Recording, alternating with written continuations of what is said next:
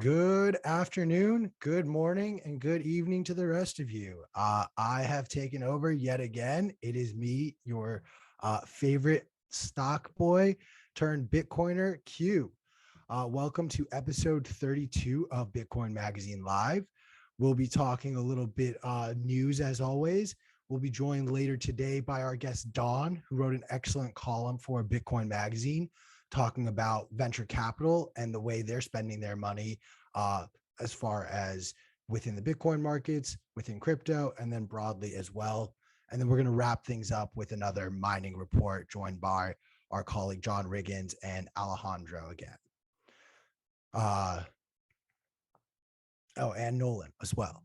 So before we kick things off, a gentle and immediate reminder once again for those of you who have not, please make sure you go and get your Bitcoin 22 conference tickets. I was just informed that next week prices will go up yet again. So last week we had our discount cut from 21% to 10%. Use code YTMAG to get 10% off on your conference ticket, and do that before next week, before ticket prices go up yet again. You will have the worst FOMO of your life if you are not in attendance. So make sure you snag those tickets, and we're looking forward to seeing you guys out in Miami. I want to quickly shout out both our YouTube fans, people on YouTube watching, as well as the Twitch stream. I never forget you guys. I just talk about YouTube a lot more because I am on YouTube a lot more than I'm on Twitch, but never forget, always remember. All righty. So the big news out of the last week really has been the price of Bitcoin finally breaking back above 40K. We are back in the promised lands, or so it seems. This was a little bit of a dark winter-ish. The break below 43K was really that line in the sand that a lot of technical analysts were nervous and worried about. Our own Dylan LeClaire marked it as a potential turning point where below 43 below 53K, we're going to get below a $1 trillion market cap. And it's been a steady slide down ever since. This reversal now back from, I believe, the lows that we hit were somewhere in the tune of 33,000.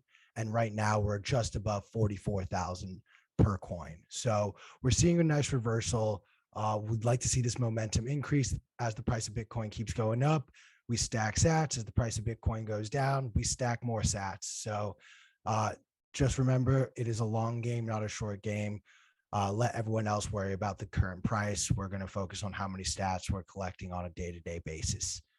On other broader news as well, just to keep in mind as we approach or reapproach that 53,000 mark, that is something that I, Mr. Technical analyst slash astronomer, likes to look at. As I mentioned, that 53,000 is roughly where $1 trillion market cap will be. I'm looking at that as sort of the next trigger for either some sort of resistance at that level, or if we actually break through above, my expectations would be let that price keep ripping. Shout out to Baco Bitcoiner 21. I know that you guys have your Bitcoin meetup happening over in Fresno, I believe, in a few weeks. Just throw it in the chat. Make sure everyone knows about it. Anyone in NorCal, be sure to check it out. I know last week's guest, CJ Wilson, will also be in attendance there. So please make sure you guys take the time. If you're in NorCal, link up with some fellow Bitcoiners. It's always a good time linking up with everyone. And Vegan Zombie, you are absolutely correct. The market usually does the opposite of what the consensus is.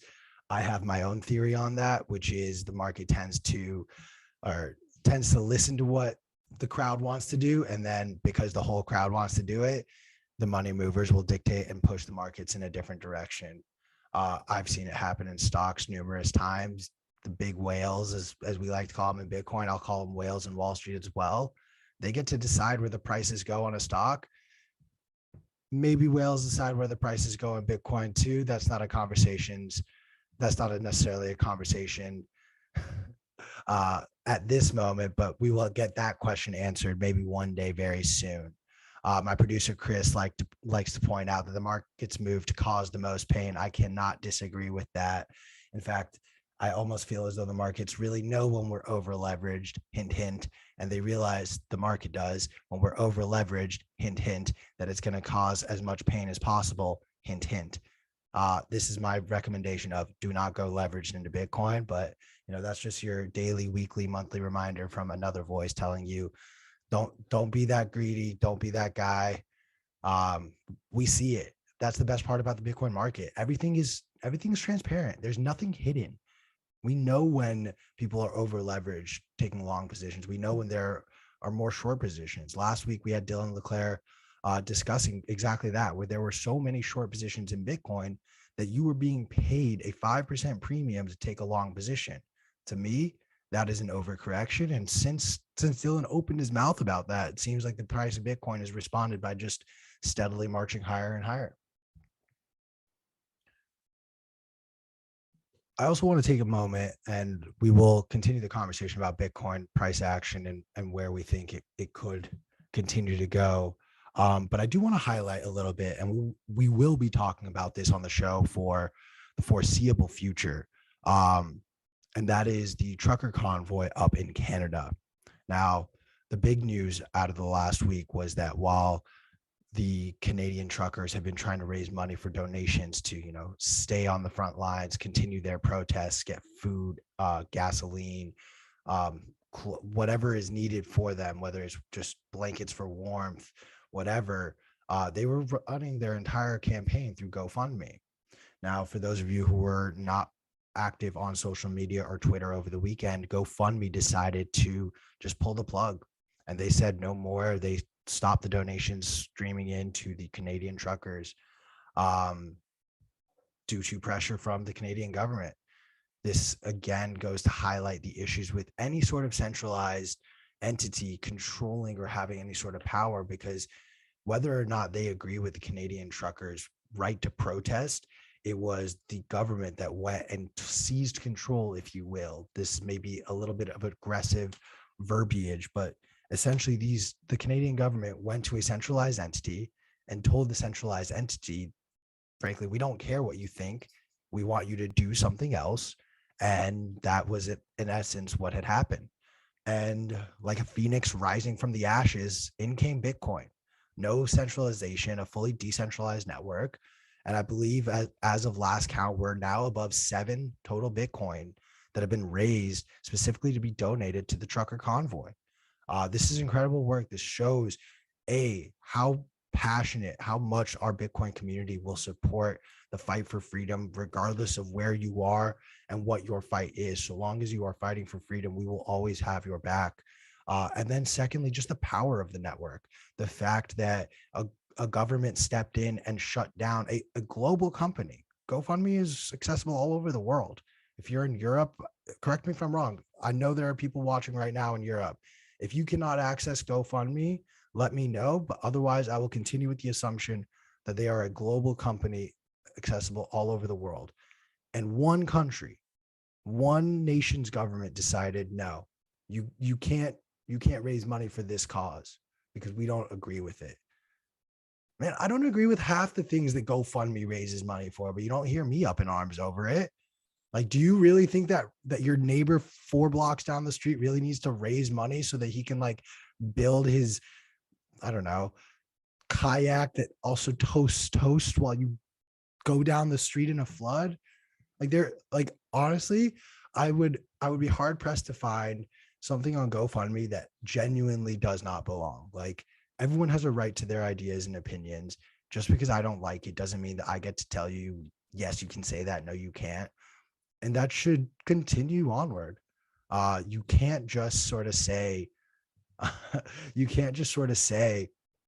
oh, well, I don't agree with you, so therefore, like, you can't do that. Like, you know what? In my house, you best believe, like, no, you don't get to speak disrespectfully to me. But like, you know what? If you want to throw some shade at me for my hair, the zit on my forehead in the comments, like, what am I gonna do? I might call you out. I might say you're dumb. I might say your screen name's silly. But like, we move on. I think unfortunately those in charge don't see that. But thankfully we have the ability for a community to rise up and say like, hey, there's something going on. There's something wrong with this. Now, I've never been shy about sort of discussing my left leaning tendencies. I've spoken in the past about how I don't buy into the idea that we need to censor ideas that I don't agree with. In fact, I think it's vitally important for me to seek out and listen to the ideas and concepts that I don't agree with. Um, I I don't understand. Well, I do understand it is a power grab. I'm just gonna say it point blank. It is a power grab for those who want to retain what they are able to retain, whether it's power, control of the fiat system, control over your decisions. But ultimately, we live in a society where we have built up these ideas and rules that are, in essence, arbitrary. We choose what we want to listen to, we choose what we want to actually agree with. But at the end of the day, if we are respectful to one another, if we are fighting for the right things, if we are kind and show empathy and compassion, and we are all working to grow and build a better society, a better life, I have a hard time disagreeing with that. Those are the right priorities. And I don't see an issue, frankly, with these truckers standing up and fighting for what they believe in. You have men and women all over that country in Canada in agreement with them. And instead of having mainstream media discuss and share both sides of the story, we continue to see the polarization of an issue rather than have an open and honest dialogue on both sides of this conversation to say, hey, what is it I want? What are my priorities? And what are the things that I'm not willing to give up on? You are also able to turn around and say, um, we should have that. Sorry. You should be able to turn around and say, I don't necessarily agree with you, and here's why. But we don't need to walk out of that conversation. We don't need to walk out of the conversation trying to force each other to change one another's mind. Rather, keep the dialogue open. Now, again, I understand and respect that this issue going on up in Canada tends to have this almost right-wing narrative just attached to it, regardless of the fact that it is conservative or progressive. It's simply the fact that it goes against left-leaning politicians and their beliefs. It is therefore immediately stamped and labeled as right-wing. But this is not the first example of GoFundMe or any sort of donation platform stopping donations from coming into some sort of a group of protesters that are on the other end of the political spectrum. Now, I don't want to take away from what's going on in Canada. It is vitally important. We will continue to cover it. We will have more stories coming up throughout the upcoming weeks. We're really excited to share those with you. But I think it's important, and we're going to throw this in the chat as well. Cointelegraph brought up a really, really interesting article about a progressive left-leaning group out of Cuba. Now, for those who are diehards of the show, D348, I'm talking about you. I know in the past I've brought up Cuba and their healthcare policies, namely the fact that, you know, in Cuba right now, they believe they have a cure to lung cancer and other forms of cancers. However, you're not able to access that in America. We don't really talk about that. Our American pharmaceutical companies really do a good job of controlling the narrative around cancer. But here it is in a country that's just a quick little plane ride south of Miami. Shout out Bitcoin 22 will be hosted in Miami. And you can have a different type of treatment for a life-ending disease, but we don't talk about that.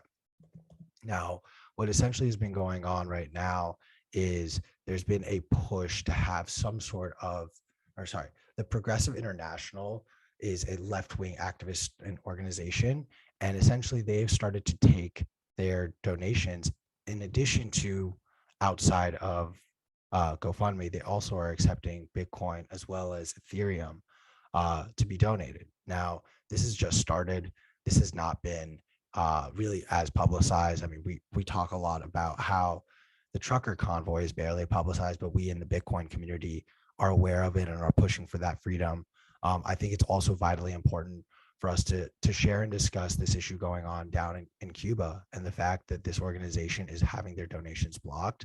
PayPal essentially said that, no, you can't collect your donations through our platform. And then they turned around and were able to start collecting donations via Bitcoin and Ethereum to circumvent government intervention yet again. And this, again, further validates and proves the point that regardless of what the founding principles of a company are, regardless of what you say, regardless of the ideals and values and virtues that you promise your followers, your customers, your clients, whatever it may be, once you have centralized power, you are exposed to corruption, both internally and through external force. Now, external force can be as simple as the government stepping in and telling you what you need to do based on what they see fit. External force can be market conditions telling you we no longer want the product or service that you're offering. External force can even be the board saying, hey, you're a little bit too much of a hothead, or this VP said the wrong thing, or there's news coming out in the wrong way, and we're going to force them out, regardless of if they have merit, credential, and have added value to the company or business. Where we talk about it a lot, and this will be a large part of my interview with Don coming up in the next 30 minutes. But, there is this conversation about like, oh, blockchain and crypto, it's gonna change the world, it's gonna help us all. And I think this GoFundMe and PayPal issue that we're seeing right now validates not only why Bitcoin is the real reason and the real savior for our future, but why these other tokens are doomed to fail and these other blockchain projects are doomed to fail. And it goes back to decentralization. Do you really think if GoFundMe was essentially built on the Ethereum blockchain on a side chain, a la one of these other numerous tokens that are done exactly that, but its whole purpose is exactly what GoFundMe does. It's essentially a DOA built on the Ethereum blockchain, blah, blah, blah, blah, blah. I'm not going to bore you with the nuances of those details. But even still, it is centralized because there is some sort of group that controls it and makes the decisions. And so even though it's on the blockchain, in this example, because it is centralized, the Canadian government could have done exactly what they did with GoFundMe. The American government could have done exactly what they did with PayPal during this Cuba issue. And now here we are back to square one. But the only example that won't lead to that end, that won't lead to this sort of issue, is Bitcoin. All right, let's break for a quick commercial break, and then we're going to be joined by Nolan.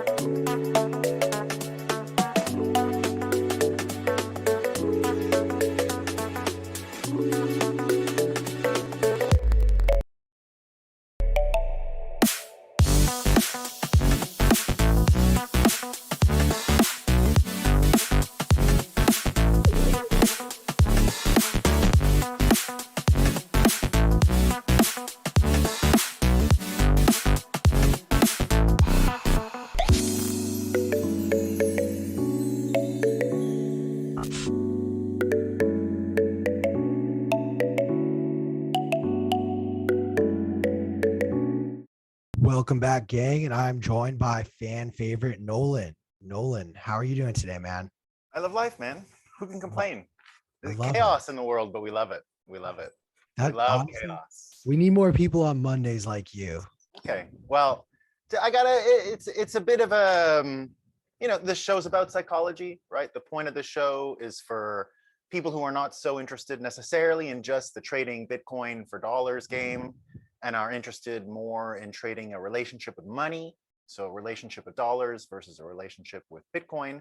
And it's all about the motivations that go behind that. And today we're going to be talking about the dark arts a little bit, the dark arts. I dabble in the dark arts. We all dabble in the dark arts. The dark arts are persuasion in this case, Psy-Ops, right? We're talking about Psy-Ops. You've heard a lot about Psy-Ops in the past few days, right? What are Psy-Ops? Who's doing them? What do they look like? we're going to break down what Psy-Ops actually look like today. And so you can recognize them in the wild, because Bitcoin plays in a world now where there's lots of Psy-Ops, and they're really relevant to Bitcoiners and what's going on. So the reason I bring it up even is because The Economist today ran an article saying that crypto and the far right, the charm of cryptocurrencies for white supremacists, white power, dark money, right? White power, dark money. So where is this coming from? Right, we've heard it before, and on this show, I'm not going to sit here and give you the same arguments. Oh, but people do crimes with dollars. We've heard all those things before, right? Oh, there's criminals who'll use any system. Ah, don't leave me alone. Bitcoin's the same as everything. We're not going to be talking about that. What we're going to be talking about a little bit is how to defend against these attacks, how to get your mind right for them, where they're coming from, and why they're built the way they're built. So, Psy-Ops. The one I'm focusing on today is called persuasion. Be careful, that's not persuasion. It's a totally different subject. The man who invented this word is named Robert Cialdini, and he wrote a book in 2016 called Persuasion. He's probably the most important social psychologist in the world that we know of today. And the two other books, he's quite old now, but the books that he wrote in the 80s and 90s that were of huge influence were The 6 Laws of Influence. So it's all about influence, and The Power of Persuasion. Now, in Persuasion, what he wanted to uncover, and remember, this is around the time of the Donald Trump election, right? So this came out right on the heels of that election because it was sort of on everyone's mind. You know, what is it about the way Trump got attention and kept attention that was so peculiar and interesting, and why did it manifest that way? And so his frame for it all became this idea of persuasion. And what persuasion basically looks like is this. You have this privileged moment with somebody, right? And you can actually take a focusing illusion, a draft. You can put another piece of information behind that, and it will sort of slip in there, right? Now, the way the human mind works is you have an assumed causality. Tick, tick, tick, tick, that's a dominoes if you can't really see it, right? So this is sort of a moment in time, a key unlocking this brain. Here's a dominoes falling. Your brain can't help but make these conclusions, right? It's the operating system. It's like asking a calculator not to add when you hit the addition button, right? It's impossible for it not to. The human mind is pretty similar in some ways. If we see something, we can't help but react, right? Racism, all those things, we don't want them. They're distasteful for people. So they'll have an instant reaction. What ends up happening is you go into this survival mode, right? Your brain will automatically look for a solution to that problem. It could be anything, right? It could be absolutely anything. And what happens then is you have cognitive closure. Once the answer is there, once you've figured out a way to get over it, you shut down, right? And then accessing that person to persuade becomes very, very difficult. But this is how you unlock it to begin with. Now, I bring this up because with the Joe Rogan, you know, every news story is now through Joe Rogan, by the way. We only talk about Joe Rogan. On this show, on every show, all the time, Joe Rogan. We just talked about Trump, but now it's Joe Rogan too, both of them, right? On all shows, all the time, forever. So here's the thing that happened to Joe Rogan. Dave Portnoy, right? He got the diamond hands now, we say in Bitcoin. He bought 29 Bitcoins of the day, right? Everyone's having a great time. Dave Portnoy, Barstool Sports. He got into a bit of trouble with Business Insider. And he tweeted this weekend when he saw what Joe Rogan was going through. Hey, whoa, this looks familiar, right? I saw some similarities in technique. I see the similarities in technique. So he tweeted that he recognized that technique. A Twitter account called Wocal Distance answered a question from a longtime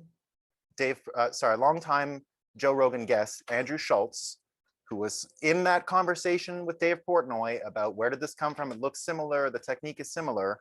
Wocal Distance broke it down. And what Wocal Distance said was, if we look at a group called Patriot Takes, they were the first to tweet out the stories of Joe Rogan being racist, right? Let's not hide the racism. We're not trying to say, yes, racist, no racist. For the point of this story, we don't care. We can assume he is racist, all right? That's okay. Patriot Takes published these videos, a compilation, and then it started to get traction, right? Another group called Midas Touch, which is a super PAC, right? So Wocal Distance breaks this all down in a Twitter thread. This super PAC Now, if you're not American and you don't understand what a super PAC is, Citizens United in the state of Florida in the late 90s, early 2000s, sometime then, decided that US corporations, people could make unlimited political donations. There was no real limit because it was an issue of freedom of speech. If a company is paying taxes, it has a right to say how the taxes are being spent. Therefore, they can donate whatever they want. I'm not here to argue whether that's right or not. I see a lot of merits in the decision, right? If a company is paying tax, well, yeah, they probably should have a right to participate. But what it allowed for was these super PACs that have absolutely no accountability in how they spend money, right? They can just spend money. So the super PAC, run by three brothers, Ben, Brett, and Jordan. I can't pronounce their last name, so I don't want to mess it up. Masalis, maybe Masalis, are behind this Midas Touch super PAC. Right, that funded, we think, the video that said the compilation video and They bragged in public. This got millions of views. Now, today, as I understand, they've said they didn't do it. It's not us. We're not sure. We don't know. I don't care either. We're not following that story, right? All we want to show and underline here is that it's possible to perform these persuasion techniques, right? You had a call to censor Joe Rogan. And then these stories sort of come up in the right time. The operating principle of this persuasion, and we get into how to protect yourself, one of the most important things to remember is that you need an immediate tie-in. It has to be right after, right? It's got to be right after. And I'll show, here's an unbelievable example, and it'll bring us to what's going on right now in Canada. Because if it's not Joe Rogan, it's the truckers we got to talk about, right? And if it's not Trump, it's Joe Rogan and then the truckers, right? In that order, all news stories. So this story shows that power of persuasion and how weaponized it really is, right? So if you think these brothers like stumbled upon it, like, oh, we're gonna draft behind a big story and find a way for people to associate this racism with other calls for censorship, if you think that's an accident, listen to this story, right? And this is only being, underlined using mainstream media sources because I don't want to mind read and use anything outside of what I think everyone could assume is in the ordinary. So New York Times article from 2020, right? I'd say October 2020, right? So go back in time to 2020. What's going on? It's the second wave is starting of the pandemic. People are a little more afraid. Like the first wave, I was in New York City. We were afraid, right? It was body bags, like. But the second wave, New Yorkers, what I'll say is hard to make us afraid of it after, right? If you went through the 2020 in New York City in the first wave, everything was a little low key compared to what you were used to. Big ships coming into, hospital ships and all the stuff that was going on, right? Things changed. But nevertheless, the rest of the world was getting their first taste of fear, real fear.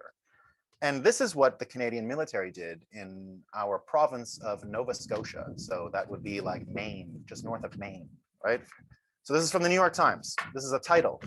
Canadian soldiers cry wolf, alarming residents. What do you think that means? Well, this is what it means. They let out a public bulletin to the local people saying they had released wolves back into nature. And then they played sounds from that forest of the wolves, right? They played the sounds of the wolves from the forest and told them using forged letterhead from the Department of Forestry, blah, blah, blah, but the official thing, right? Forged letterhead saying we released these wolves and now, oh shit, because you're all at home in COVID, they're roaming free. Don't go outside because they're there.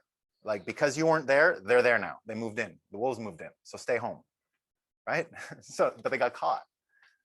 Now they got caught, and so everyone said, "Oh, it was an accident. They did an investigation. I don't know if the investigation's true." They said, "Oh, it's a wife of one of these intelligence officers shared it with a friend. Whoopsie daisy, right?" So they had to announce. The Joint Operations Command had to announce that their plans to head off civil disobedience by the public during the pandemic, that was off. They couldn't do that anymore. They said. And then they're only going to use those similar tactics abroad now. They're not going to use them at home anymore. They totally swear they're not going to use them. And anyway, it was an accident because the wife did it, right? It was her. What was she thinking, right? Geez, crazy. So what I mean to say is persuasion is real. right? People know about it and use it, right? But the immediate thing is what's important. Immediacy is what's important.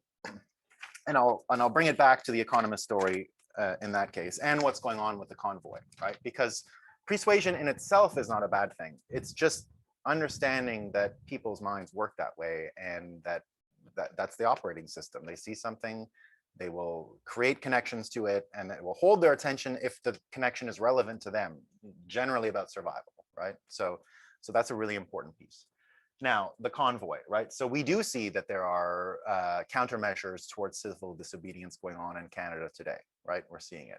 And when it came to the money piece, right, the donations being poured in, right, two things happened. GoFundMe said, no way, right? But what did that do to Bitcoiners? Well, obviously it did our work for us, right? Because we don't have to go out and persuade people anymore, right? This kind of gave us a persuasion scenario. Now, the difference, and this is where, this is the line between bad persuasion and good persuasion, at least I think, right? So being in the right place at the right time, in the case of Bitcoin, warning people for years that if you're a political dissent, political dissent in Canada, United States, they're going to come get your money. A couple of years ago, it's like, come on, give me a break. Like, no one's going to do that, right? But because Bitcoiners predicted it and thought it was going to be there and built systems to manage those things in the inevitability that it happened, according to Bitcoiners, they were in the right place at the right time with answers. So now, if you go into any one of these Twitter threads online, everyone's like, hey, but what about Bitcoin? What about Bitcoin? What about Bitcoin? Basically doing the job of early evangelist Bitcoin for everyone, right? It's become a viral sort of answer to a problem. It's coming into this persuasion filter, right? It just gets locked and loaded, the answer Bitcoin to any one of these censorship problems. Bitcoin, Bitcoin, Bitcoin, right? So that's the way it works immediately if it's been done right and people have spent time cultivating it. Where it doesn't work is when time does pass. In the same way that like fashion looks bad after a couple of years, like what was I doing wearing, why did I have my hair like that? Or why did I, the piece breaks down if it doesn't make sense, right? If it doesn't make sense, it breaks down. You can see the gap if time goes by. Go back and look at like the Charlottesville thing now and tell me if you think that looks exactly real, right? Like go back and see any one of these protests from 5, 6, 7 years ago. Even early COVID, go back to early COVID video, that guy, the one who fell in the subway or something and died, go look at it again. It's a scam. It's a complete scam. You'll see it immediately because we're a little more trained now, right? If you remember that video in COVID, the start of the early COVID time, someone like collapsed on a subway in Shanghai, right? Go back and watch that again, right? You'll see that with time, this effect breaks down rather easily. And that's important, right? That's important. Now, when I mention the Convoy, I say it's important, but also in the case of Bitcoin going forward. So we saw Jesse Powell, for example, right? Jesse Powell gave Bitcoin to the Bitcoin Convoy. They're raising money in Bitcoin, right? To give to the Convoy to support it. So it can't be taken like the GoFundMe folks. But another one that I find important, and this is a totally not related to the negative stuff, but this is a product announcement that Jesse and Kraken, so Jesse Powell, by the way, gave money to the truckers, is also the CEO of Kraken, someone I worked for before. So full disclosure here, I'm a Kraken shareholder, small, but Kraken shareholder. But I want to mention a product that I personally worked on because it's an important persuasion tool for Bitcoin going forward. So Jesse announced on Friday, or Kraken announced, I should say, the start of a proof of reserves tool, right? A proof of reserves tool. So you can understand how much the bank actually has. Now, the way Kraken operates with the Wyoming banking licenses, even if they have money, it's still your money because the compromise they made with the Federal Reserve over there was that the money would be held in something called bailment, which means it's actually yours. In the case of bankruptcy, you would be top of the priority if you had a deposit with them. So it doesn't change. So the reserves end up being a way for you as a client to tell if it's there, right? And I bring this up because let's go back to the argument about Bitcoin and the Economist and the racism and all that, right? Another big piece came out today on MMT, modern monetary theory, right? So we do not argue for or against modern monetary theory on this show, right? I don't think anyone can understand the complexities of the whole global economy. And there are parts of modern monetary theory, especially the psychological pieces, that I find real, compelling, and more in line with what I'm talking about. The major difference that I have with the modern monetary theory people is an assumption. Their assumption is inflation doesn't matter, right, at all, if you can't, and that interest rates can stay low and inflation can go up because you're getting rid of the borrowing, right? The math is pretty simple on that. You're getting rid of your debt by letting inflation happen if you're not raising interest rates. And there's sort of an idea that that's okay, right? Maybe, I'm not saying yes or no. The assumption for me is no one is exploiting the advantage that's presented by this window, low interest rates and constant inflation and money printing, right? Now, in a world where demand for US dollars, just imagine, time goes by. Remember I said time is the way to understand if you're hallucinating. So that I think is the line, hallucinating, right? You'll see a hallucination, a thing that isn't there, right? Or a thing that must be there for your conclusion to be true. So in the case of white supremacists, you'll have to see them after a while, right? They can't just not be there after a certain amount of time. If they're not there at a certain amount of time, the power is gone, right? So in the case of making sure time passes, and this product that I'm mentioning that Kraken created, the proof of reserves, the reason I think it's so important is because in time, you can't hallucinate away the effects of printing money. And when you're told to say this will work, the assumption is there's no speculative machine like Bitcoin that can exploit the assumptions that people will print money forever and not try to enrich themselves personally, or there won't be anyone losing the trade, I guess is what I'm trying to say, right?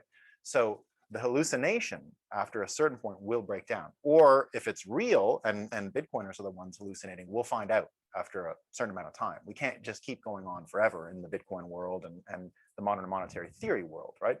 So all this to say, if that happens, right, if modern monetary theory isn't exactly the way they describe, what you would see is demand for US dollar sinking.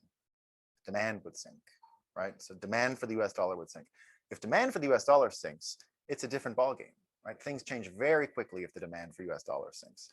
And then you can start seeing that proof of reserves, which you actually have, becomes the most important sign a bank could offer. It's actual psychological unity, right? You're offering the ability to say we have real assets that you can collateralize. We have wealth that we can lend, that we can use, and that we can do things with. If the demand for US dollar is so low because of manipulations and because assumptions were made that no one would play this game the way they thought, right? If someone finds different ways to play the modern monetary theory game in a different way, then that hypnosis, right, or hallucination will become obvious. So that's the episode for today. If you like the content, follow on Twitter, watch the show, and leave some feedback. So some of that last bit's was a little experimental on my end, but let me know what you think. Awesome. Well, thank you, Nolan, for sharing. I want to make sure I find and give credit to the person who made me chuckle with this comment. I believe it was I am the Buddha. This is helping me understand when Rogan is going to prison. But I do want to touch on it if you have a quick second. I know you have the kids and everything, but we talk a lot about like the destruction of the dollar, the destruction of our society, and the psychosis that goes on around it. And I think this last segment touched on all those points quite beautifully. My question though is, like, we talk a lot of this community of like what happens when this event finally occurs. We've been watching Clown World slowly deteriorate for some time.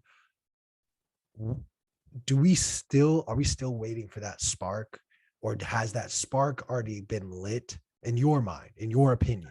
Has that spark been lit and it's just secretly starting to burn?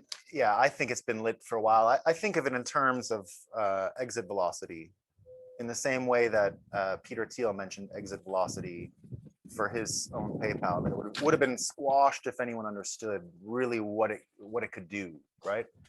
And I continue to go back to the original Facebook announcement, the original 2019 Facebook announcement about their coin. And the reason I say that is because that showed the whole field. That showed, it put all the cards on the table. You couldn't from then on say what Bitcoin was capable of or not capable of. It put everything on the table. And if you see Hillary Clinton, who's very smart, right? Let's never, ever, if we're talking about someone who comes from that nation state world, this whole clown world we're talking about, not everyone is a clown. She's really smart, right? She spent her Thanksgiving in America talking about Bitcoin and what kind of threat it posed for the nation state. She did it at Christmas again, right? Those are two American, I don't see much of Hillary Clinton, but I saw her on Thanksgiving Day in America and on Christmas saying, this is a threat to the nation state. This is a real threat. This is happening. She sees the whole field.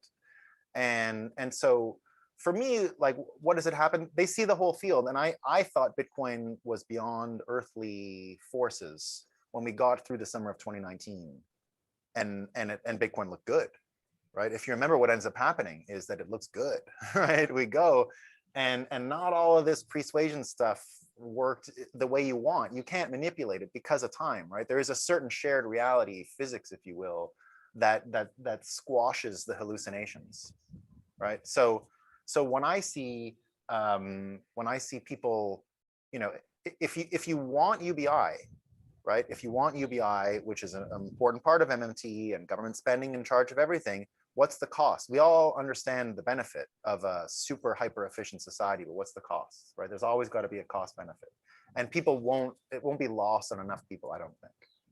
And so we're seeing it happen today, right? We're seeing, even personally in 2019, I changed my career pivot around Bitcoin because I knew that at the time I was doing a lot of, Wall Street, these people, that people, what is it? What's Bitcoin, right? I said that in a world of $50,000 Bitcoin, I'm not explaining to people what Bitcoin is anymore, right? Like that's not a job. That job is gone, right? I can't do that anymore. I got to do something else, right? And in my mind, it was because the nature of the world would just be proving the point. We'd already put the pieces in place for this persuasion, right? We'd already done, privileged moments when no one was looking, talking about Bitcoin to empty rooms in 2014, 2015, right? We had a lot of ability to focus at the time on benefits. And here's the illusion part, right? That's the hallucination piece right here. So this focusing illusion, at the time, it seemed not real to people when we would say, no. But Operation Choke Point, a political maneuver to choke banking of political opposition of the Democrat Party, frankly, right, in 2014, was a real problem and was going to affect everyone. It wasn't just going to be a one-off. It wasn't just going to be used one time. So I think the process is that happening before our eyes, and I'm not worried about it. I don't worry about it much, as long as we have a bit of time and you know how to recognize a hallucination. What is there, or what are you being directed to not notice? But over time, it comes out. Is the debt really a problem? I don't know. I think it is, but I don't know, right? We'll find out soon, and then I'm pretty, I'm sure I'll be glad I was a Bitcoiner. I'm already glad I'm a Bitcoiner. God, imagine, what happened? GoFundMe. I didn't think that would ever happen, right? Well, yeah, I mean, I was on my soapbox talking about how, like, even looking beyond GoFundMe, and if we go and look at some of these other blockchain technologies that have been created, it's in essence no different. Like, you could literally GoFundMe can create their entire company on the blockchain and like rebrand themselves and say, we offer you a token every single time a job is complete, or a donation drive is completed, a new token is introduced. But ultimately, the inherent flaw is that they are centralized, and someone, whether it is a bad actor internally or by force externally, can take control. And then all of a sudden, regardless of all of the promises you made when you started, we're back to square one. Jesus, it looks like a little bit of a windstorm over where you are. We got some issues in Barbados this afternoon. I want to, before I let you go, touch on one final thing that you said in regards to Hillary Clinton. we pound this drum a lot, and I will continue to pound it until everyone realizes it. But those who speak up against Bitcoin, we have to ask ourselves why. And it's no doubt in my mind, people like Donald Trump, people like Hillary Clinton, people like Bill Gates stand to lose the most by leaving the fiat standard, and they lose their billions, millions of dollars. In Trump's case, negatives. Sorry, had to. But if they're going to stand the most to lose, why would they immediately jump? And this was another thought I actually had over the weekend. Us plebs need to stop begging billionaires and corporations to get involved with Bitcoin for like 5 more years. Honestly, unpopular opinion, but let us stack the sats. And then let them stack sats when it's 6-7 figures a coin. I tried to. It was a scrapped version. So my system for this show is I give myself an hour to write it, right? And I tried to come up with a way to talk about this as like punishment one day, as in like people who made you hallucinate or ignore. How would you turn it into a punishment after they're obvious in the future, right? One of the ideas, I couldn't think of the dividing line, like it just got messy and I didn't understand, but I did think of a great punishment. And it is to get them trapped in like incentive traps where like there's no prison, right? We just say like, here's like a UBI thing. You can work and you can't do much on it. You can work and be a little useful, except every minute you spend being productive, we're gonna dock your money. So we're gonna pay you a little bit to do nothing. Or you can work your ass off and get a little bit better. And so make them, stuck in this incentive loop forever. But, that was just crazy stuff. I love that. I mean, it is it's our world, and Bitcoin lets us seize back this control, man. We might need to. Once your fiat degree isn't worth anything anymore, and once your credential is gone, and Hey man, I'm still paying off my fiat degree. I got caught in that incentive trap. But before I let you go, and before we break to commercial, I just want to remind everyone watching to please like, subscribe. If we don't get to 100 likes on the live stream, I will continue to not eat, and I haven't eaten anything since Wednesday. So this kind of sucks right now, guys. So please like, share, subscribe. We will have a special surprise when we get our subscriber count up to 69,000. Yes, I am a 12-year-old boy. I don't care. At me all you want. We will be raining sats on the other side of our ad. Let's break for a short, quick commercial break, and then we'll be back.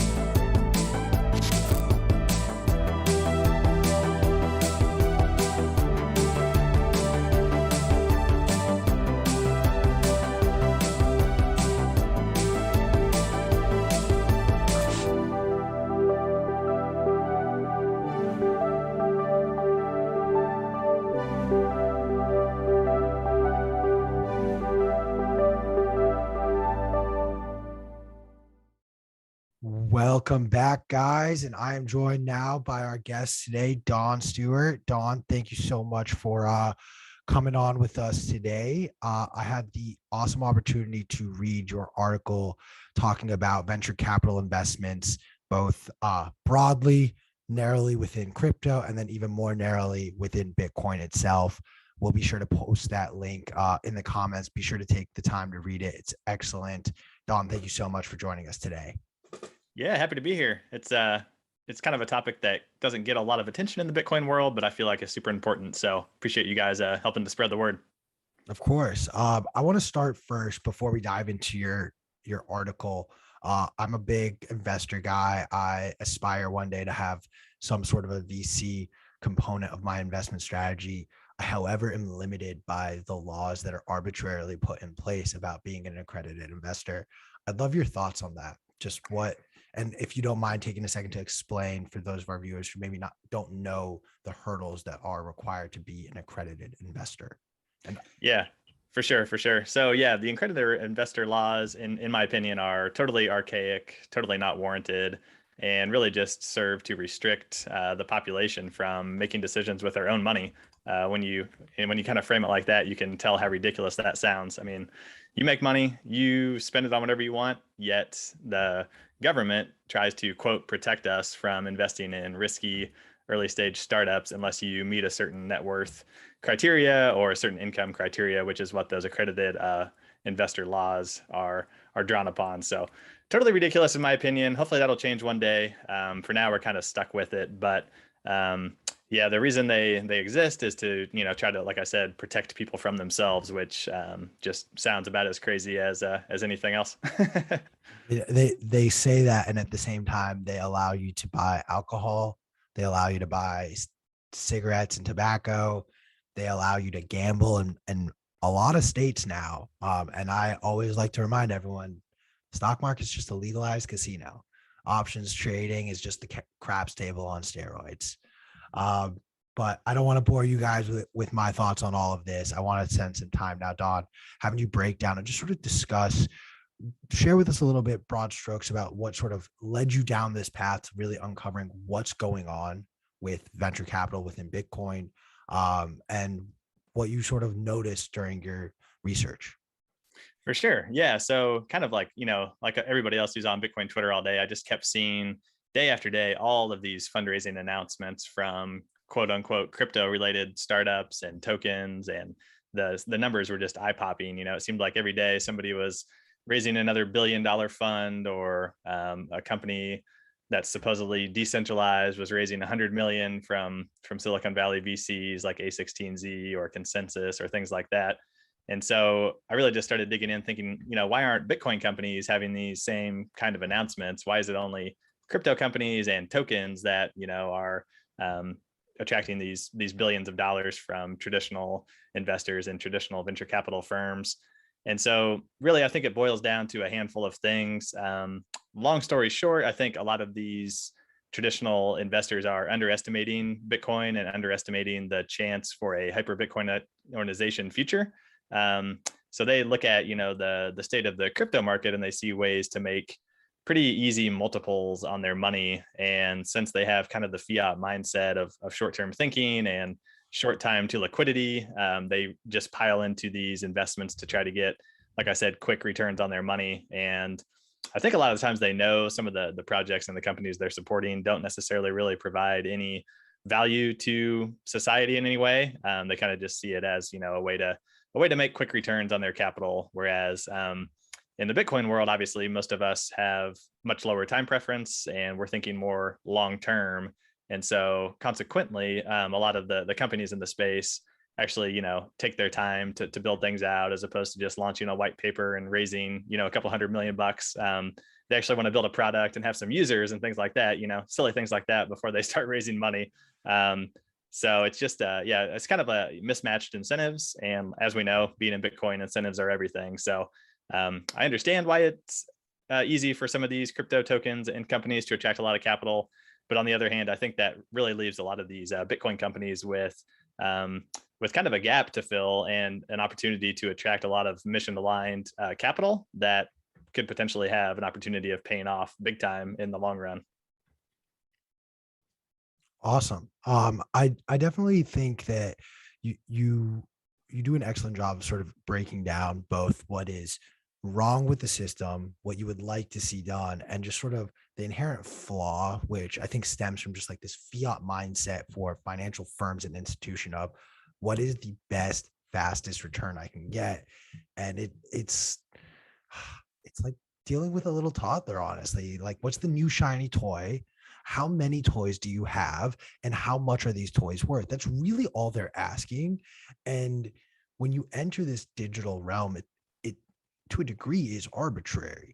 Do you find, or did you find, that some of these crypto focused companies tended to have or offer the world and then sort of turned around and had nothing sort of behind the curtain, if you will. You brought up the statistic that over 90% of VC investments end up failing. Just inherently, that's the way the game is. Is that number sort of true to crypto as well? Decrease or increase? Yeah, I think anybody that's been around the crypto world for more than a few years has seen like the top 10, top 20 list of token projects change a lot over time. So anything that's not Bitcoin really doesn't generally have a long lasting stay on that, top 20, top 50 list. So I think unfortunately it's just a way, kind of like we talked about a few minutes ago, for people to print their own money out of thin air in regards to these tokens. And you see venture capitalists who have the opportunity to buy these tokens that are at a steep discount when they get to buy them, compared to when they eventually get listed on an exchange, and then retail starts to buy them, and they're kind of able to use their access to jump in early, get that discounted price, and then also turn on their marketing and hype machines to really kind of hype up that token or project. And when it does eventually goes live, and when it eventually starts trading on an exchange, that's typically when you'll see them start divesting from their position. Kind of when hype is at its highest level. That's typically, when they've already made, 10 to 100 times their money, if not more. And that's when they're selling their tokens to the retail people that are jumping in towards the top. And generally things go downhill after that. But the other kind of like difference between like a regular tech company and some of these crypto companies that have their own tokens is they're, in the normal equity based world where you're actually buying a piece of an actual company, you're going to have your capital locked up for a period of time. So you're not gonna be able to sell those shares for 3 to 5 years typically on average. So it kind of helps keep those incentives aligned between the investors and the builders of the company. And that way it's, everybody's kind of on the same team pulling towards the same goal. But with these tokens, a lot of the times those vesting schedules don't necessarily exist. So a lot of these times, like I said, these investors can get liquidity early on in their investments. And that's another reason why it's attractive to them, because then they can just say, hey, LPs of our fund, we returned 3 times your money in like 6 months after this token listed. So it's kind of sad to see, but I think, like I said, I think that also leaves an opportunity for Bitcoiners to actually jump in and fund some of these Bitcoin only companies who are thinking more long term and who actually have a chance to be around, more than a couple of years into the future. Definitely. I mean, we've all seen that list, that it continues to change, and I wouldn't be surprised if in the next 3 to 5 years some of the tokens that we see in the top 10 now don't exist. It's funny, and I want to share this. This is pure speculation. This is not rooted in fact. I've never confirmed this. However, what you say about what happens as far as in essence, the pump and dump of some of these other tokens, which we all agree and know that this does happen. I was actually taught way back in the day when I was purely in finance, trading, and equities. My mentor actually taught me, the moment you see it on the news, whether it's Fox Business or MSNBC, and you specifically see the fund manager going on to talk about, oh, I have a heavy position in this, that's his way of saying, I'm selling. And I want you to buy all of the shares that I'm about to start dumping. So it's almost like they're taking the same playbook that they've used in equities and returning it here in the crypto market, except this time, because it's in the crypto space, it's not regulated. You have these centralized entities who are benefiting from their money from Wall Street money coming in. What can we do to stop this? Is there something? Does it mean regulations? Does it mean the SEC needs to get involved? What you have the ultimate control for 24 hours to write in the new rules. What is Don's rule to regulate this, if any? Yeah, I'm probably more on the, let the free market work itself out side of the fence. I don't necessarily think regulation does a whole lot to benefit people. I think really the way for most people to learn is just to get burned. When you're a kid growing up and you do something bad, you touch the hot stove, you get burned. I think the same thing should apply to investing.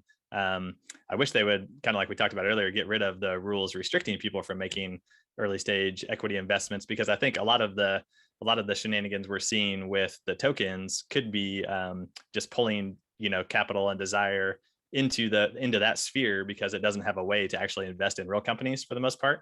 A lot of the crypto native don't necessarily always meet those high net worth accreditation rules qualifications, so they end up having to go speculate on the latest Shiba Inu or whatever the flavor of the month is to try to make it. So in my opinion, it would just be a total free market where people are free to do as they wish with their money. And if they make a bad investment and it fails, then that's on them, and hopefully it'll be a learning experience.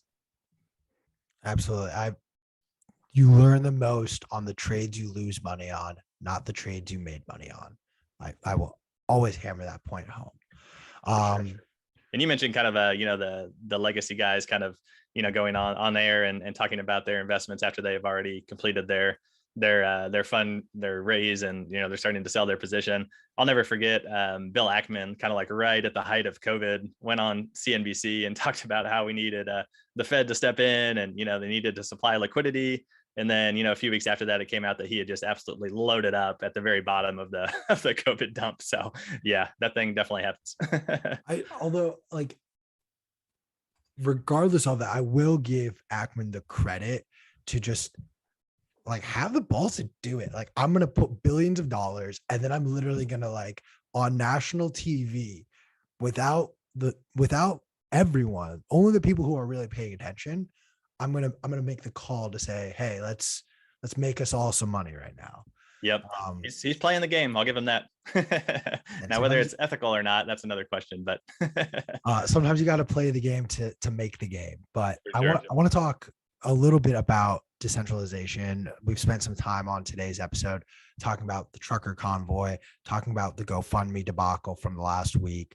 And I've touched a couple of times, and I'd love your thoughts on this idea that, hey, now that Bitcoin has sort of presented itself to the trucker convoy and now those donations are not getting blocked, this is exciting and a great step forward. However, if it wasn't Bitcoin and if it was just another blockchain that was helping to do this, and I'm hard pressed to, off the top of my head, think of another blockchain or crypto that is decentralized. So if we use this example where instead of Bitcoin stepping in, it was some other BS side chain off of Ethereum, but it is centralized, the Canadian government could essentially do exactly what they did with GoFundMe with this other token. So what is stopping any of these sort of centralized cryptocurrencies from being corrupted or manipulated by a bad actor or by external force? Yep. That's kind of one of the main risks. A lot of the times, the people who are behind these tokens or companies that purport to be decentralized really go out there and, in my opinion, they're directly trying to mislead people when they call themselves decentralized. When really, at the end of the day, I mean, we see even Ethereum, which the case could be made is the most decentralized after Bitcoin. We see, just a small group of players there who are able to change the monetary policy, hard fork the chain, roll back, hacks when they happen, things like that. So even if, a project or a token purports to be decentralized, really at the end of the day, we've seen time and time again, whether it's a hack, pressure from regulators, et cetera, usually these things are controlled by a small number of people.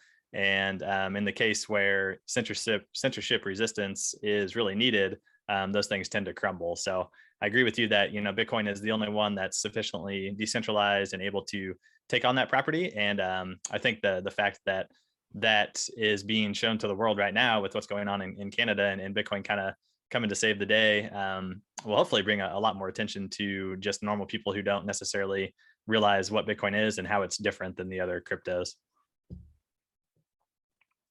Awesome. Well, thank you for helping to validate my point. I want to flip the table on you. I'm going to play devil's advocate for a moment. There was only one line that I want to do this. So I'm not trying to nitpick here. I like to play devil's advocate. It was really hard to find something I disagreed with you on in your article. However, there was one point. It was actually the second point regarded about in the section of misguided comparisons of crypto to tech.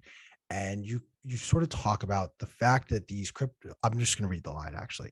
The fact that these cryptocurrencies print their own money out of thin air is not comparable to actual tech companies that must create value in order to attract capital. So to playing devil's advocate here, I'm going to use Solana as the example where they have created this blockchain in essence to be the quote unquote Ethereum killer. The way they've designed their blockchain is supposed to decrease the fees, yada, yada, yada, make it easily acceptable, whatever jargon that they want to use to sell this technology. There is a byproduct, though, which is the actual token that is going to be released during each iteration of the block completing. Would you not see or say that like their blockchain, their unique blockchain becomes the technology that they provide? And yes, they can in theory print no different than the Fed printing dollars. They can print, debase their currency, debase their token as they see fit. But there is still arguably, you could do that with a stock. You could do a 20-to-1 split like we saw with Google. We can see new issuance. We can see a bond, whatever. It almost feels like there is a case to be made that that comparison almost makes them more similar rather than different. I'd love your thoughts on that. Yeah, for sure. I think it's an important point to bring up kind of some important differences. So the first being that with a regular company that issues actual shares of equity that are enforced by laws and regulations that are well established in the jurisdiction where those are issued, kind of brings up about a couple important points. So number one, like anytime there's an action, like whether it be like you mentioned a reverse split or a stock split like that, those actions have to be approved by the majority of the shareholders. Whereas in the case for Solana or any other token, really you don't have voting rights when you hold those tokens. Typically, I mean, you can be part of like a DAO or whatever, but those don't necessarily have the same. They don't actually have the same legal rights as an equity does. So it's still up to that small group of people at the end of the day to make those decisions on behalf of the group. But with an equity, you have a board of directors, you have legal obligations to your shareholders, you have rights to be able to vote for certain corporate actions. So I think those are some important differences there. And then the other part of it being that with Solana or any other altcoin who is able to basically change the issuance of their token whenever they see fit, it really just becomes kind of an infinite money printing machine. Whereas with a traditional equity, I mean, yes, you can issue more shares, dilute the equity value of the company. But if you do that up to a certain point, you're going to decapitalize the company in such a way where shareholders are no longer going to hold that equity anymore. And basically, if you push it too far, people sell the equity, your capitalization goes down to a big enough point where you don't have much of a company left. So I think those are a couple main differences between the two. Awesome. Well, thank you for walking us through that. I want to spend the rest of or as much time now as possible focused on Bitcoin companies and money coming into it. Last year was a big year for Bitcoin mining companies. In fact, cumulatively on average, they actually outpaced Bitcoin's gains for 2021. We see Wall Street now getting more invested. Core Scientific is officially a publicly traded company now. Where do you see sort of the next iteration? I personally find that mining might actually be oversaturated at the moment.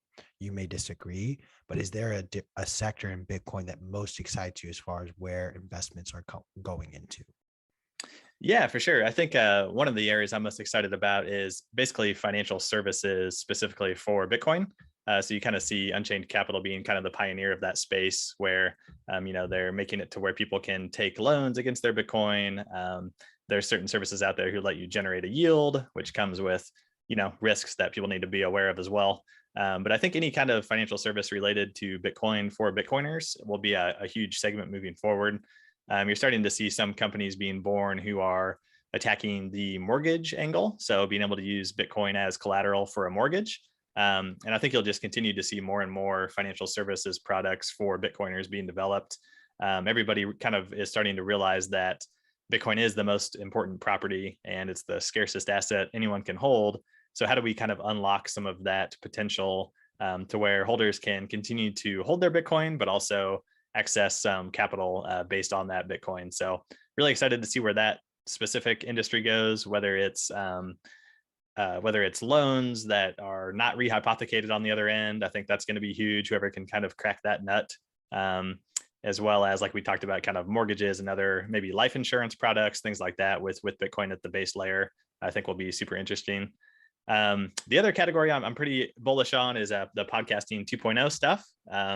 I think the value for value model and being able to go directly to the content creator is just becoming more important by the day. as we're seeing with Joe Rogan drama that's been going on, and just more and more people getting canceled by cancel culture. I think being able to stream sats directly to content creators as you consume their content is a pretty awesome thing. Yeah, I mean, it is. You brought it up, so we'll go down this path. But seeing the censorship conversation continue in so many different ways, whether it's censoring Joe Rogan, whether it's censoring the right for the trucker convoy to protest, I am very optimistic at the opportunities that Bitcoin presents as far as freedom of speech. I know that our team here is figuring out podcasting 2.0 as well. Are you worried or nervous that as we sort of wake up the beast that is decentralized entities that control clown world, that they will bite back?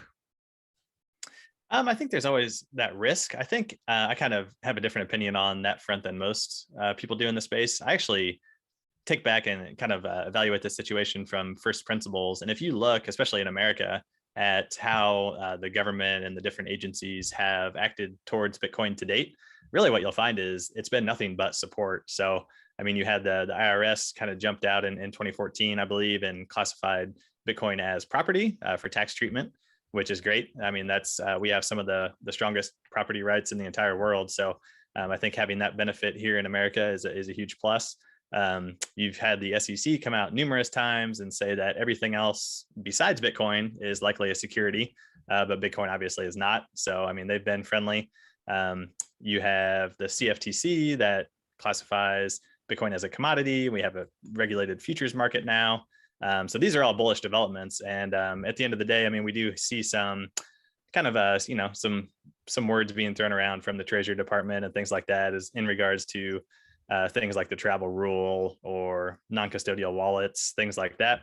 I think we have a good chance to kind of hopefully get ahead of those things. And we have some really amazing Bitcoiners now who are forming different coalitions and things like that to go educate some of the lawmakers in Washington and hopefully help them put in some common sense when they're drafting these various crypto regulations.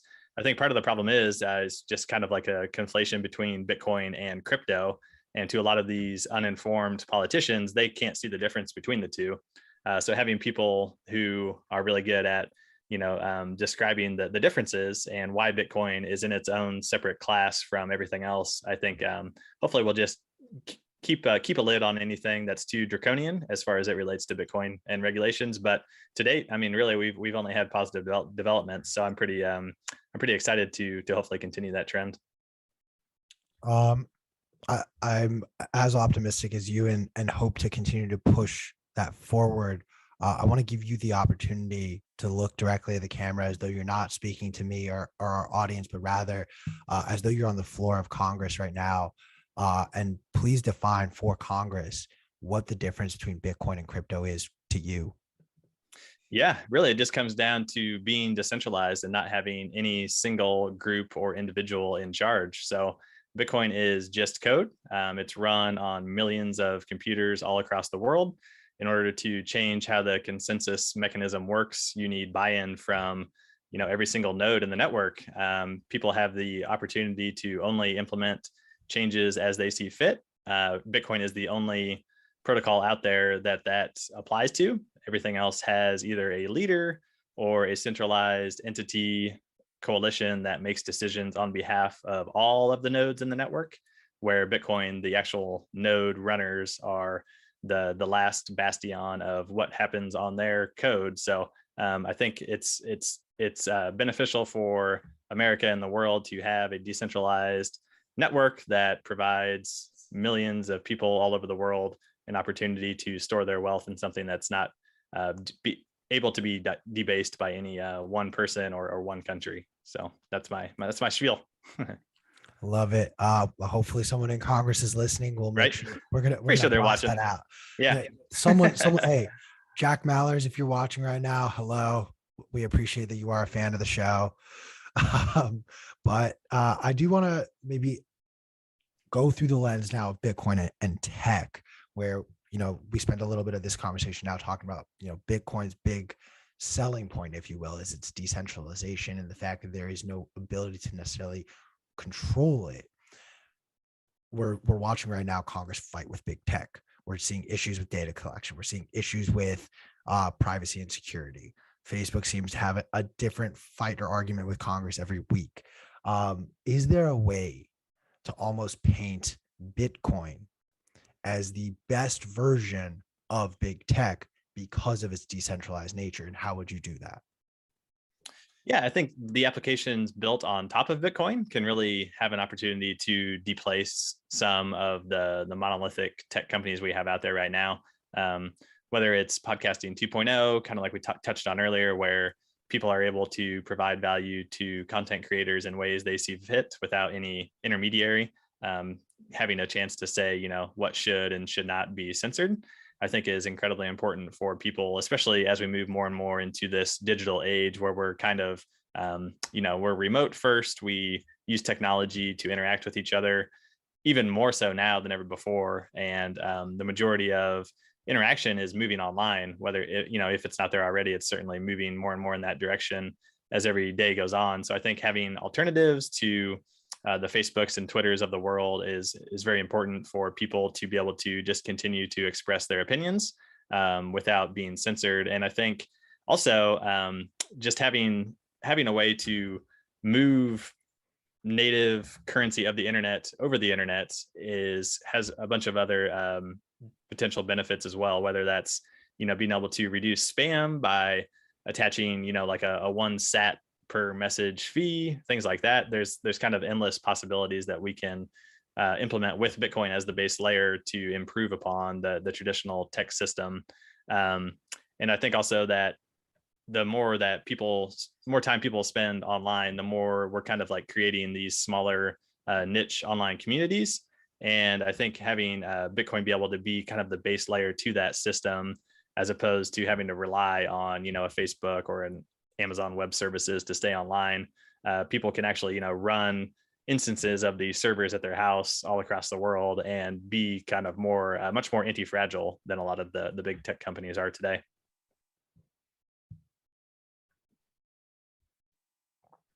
Yeah, I definitely see a world where, I mean, I preach the notion that Bitcoin is this base layer of what we knew as the internet, and we today do not interact with said base layer of the internet. We're on layer 3, 4, or above. So it will be interesting to see sort of what these next layers, layer 2 famously is right now, the Lightning Network, with other applications being built on top of that. Um, what is something layer 3 other than podcast 2.0 that is not even an inception, but you just, I don't want to like take away your golden idea, but is there something that you'd like to see Bitcoin fix on this layer 3 or above? Let me ask it like that. Yeah, I think there's some really cool applications now that can start being developed and played around with now that we have Taproot in, and that DLCs are becoming more built upon for the first time. So I think we're going to see a lot of cool iterations of new ideas start to be built. I know for, you know, the majority of the last 4 or 5 years, it's been Ethereum who is saying, you know, we can do smart contracting and this has millions of use cases, et cetera, et cetera. And to know that those types of applications can now be built on top of Bitcoin is pretty exciting. So I think we'll see things like native stable coins on the Lightning Network, which can unlock just a numerous applications, whether that's being able to do like non-custodial peer-to-peer contracts for difference on the Bitcoin price, for example, whether it's doing more peer-to-peer messaging with sats integrated, things like Stacker News, which is basically building like a better Reddit based on the Lightning Network that uses sats for upvotes and things like that. I think we'll just see more and more iterations of kind of the existing products, but built on a more solid base layer with the incentives that are much more aligned to the actual users of the network. So I envision a future where, you know, instead of being monetized and using all of our data to sell to advertisers who then push advertisements on us, track our every move, you know, all of our information for their profit, I think we have the opportunity to flip that script and actually be paid in sats for our attention and be able to monetize our attention as we see fit. So I think there's some pretty cool developments on the horizon. I love that. I mean, we're starting to see a little bit of that where we see the democratization of data, um, companies paying for the right to access our data or giving us opportunities. I know there's a company, I'll shout them out, Shopkick, where if you go to a grocery store and just scan things that you see or buy, you get points that eventually lead to a gift card. But it's also like pennies on the dollar. I believe every point is worth like 4 cents or something, even less than that kind of a thing. So to your point, we are seeing this notion of paying people for their data, or in essence, almost collecting and securing our own data. What are steps that you've taken over the last year or 2 years to sort of control the data that you're giving out to big tech? Yeah, that's actually been something I've been on a kind of a personal crusade to get better at. So the first thing I did is just got rid of Facebook totally and completely about a little over a year ago now. And I have to say, there hasn't been a single day where I've missed it. So it's like either just advertisements, baby pictures, high school friends posting pictures of their dog or whatever. So definitely didn't miss it personally. So that was one thing. The other things being you can try to use like Calyx OS as an operating system instead of iOS or Android, which is cool. Using password managers instead of just having 3 or 4 different passwords that you use all over the place.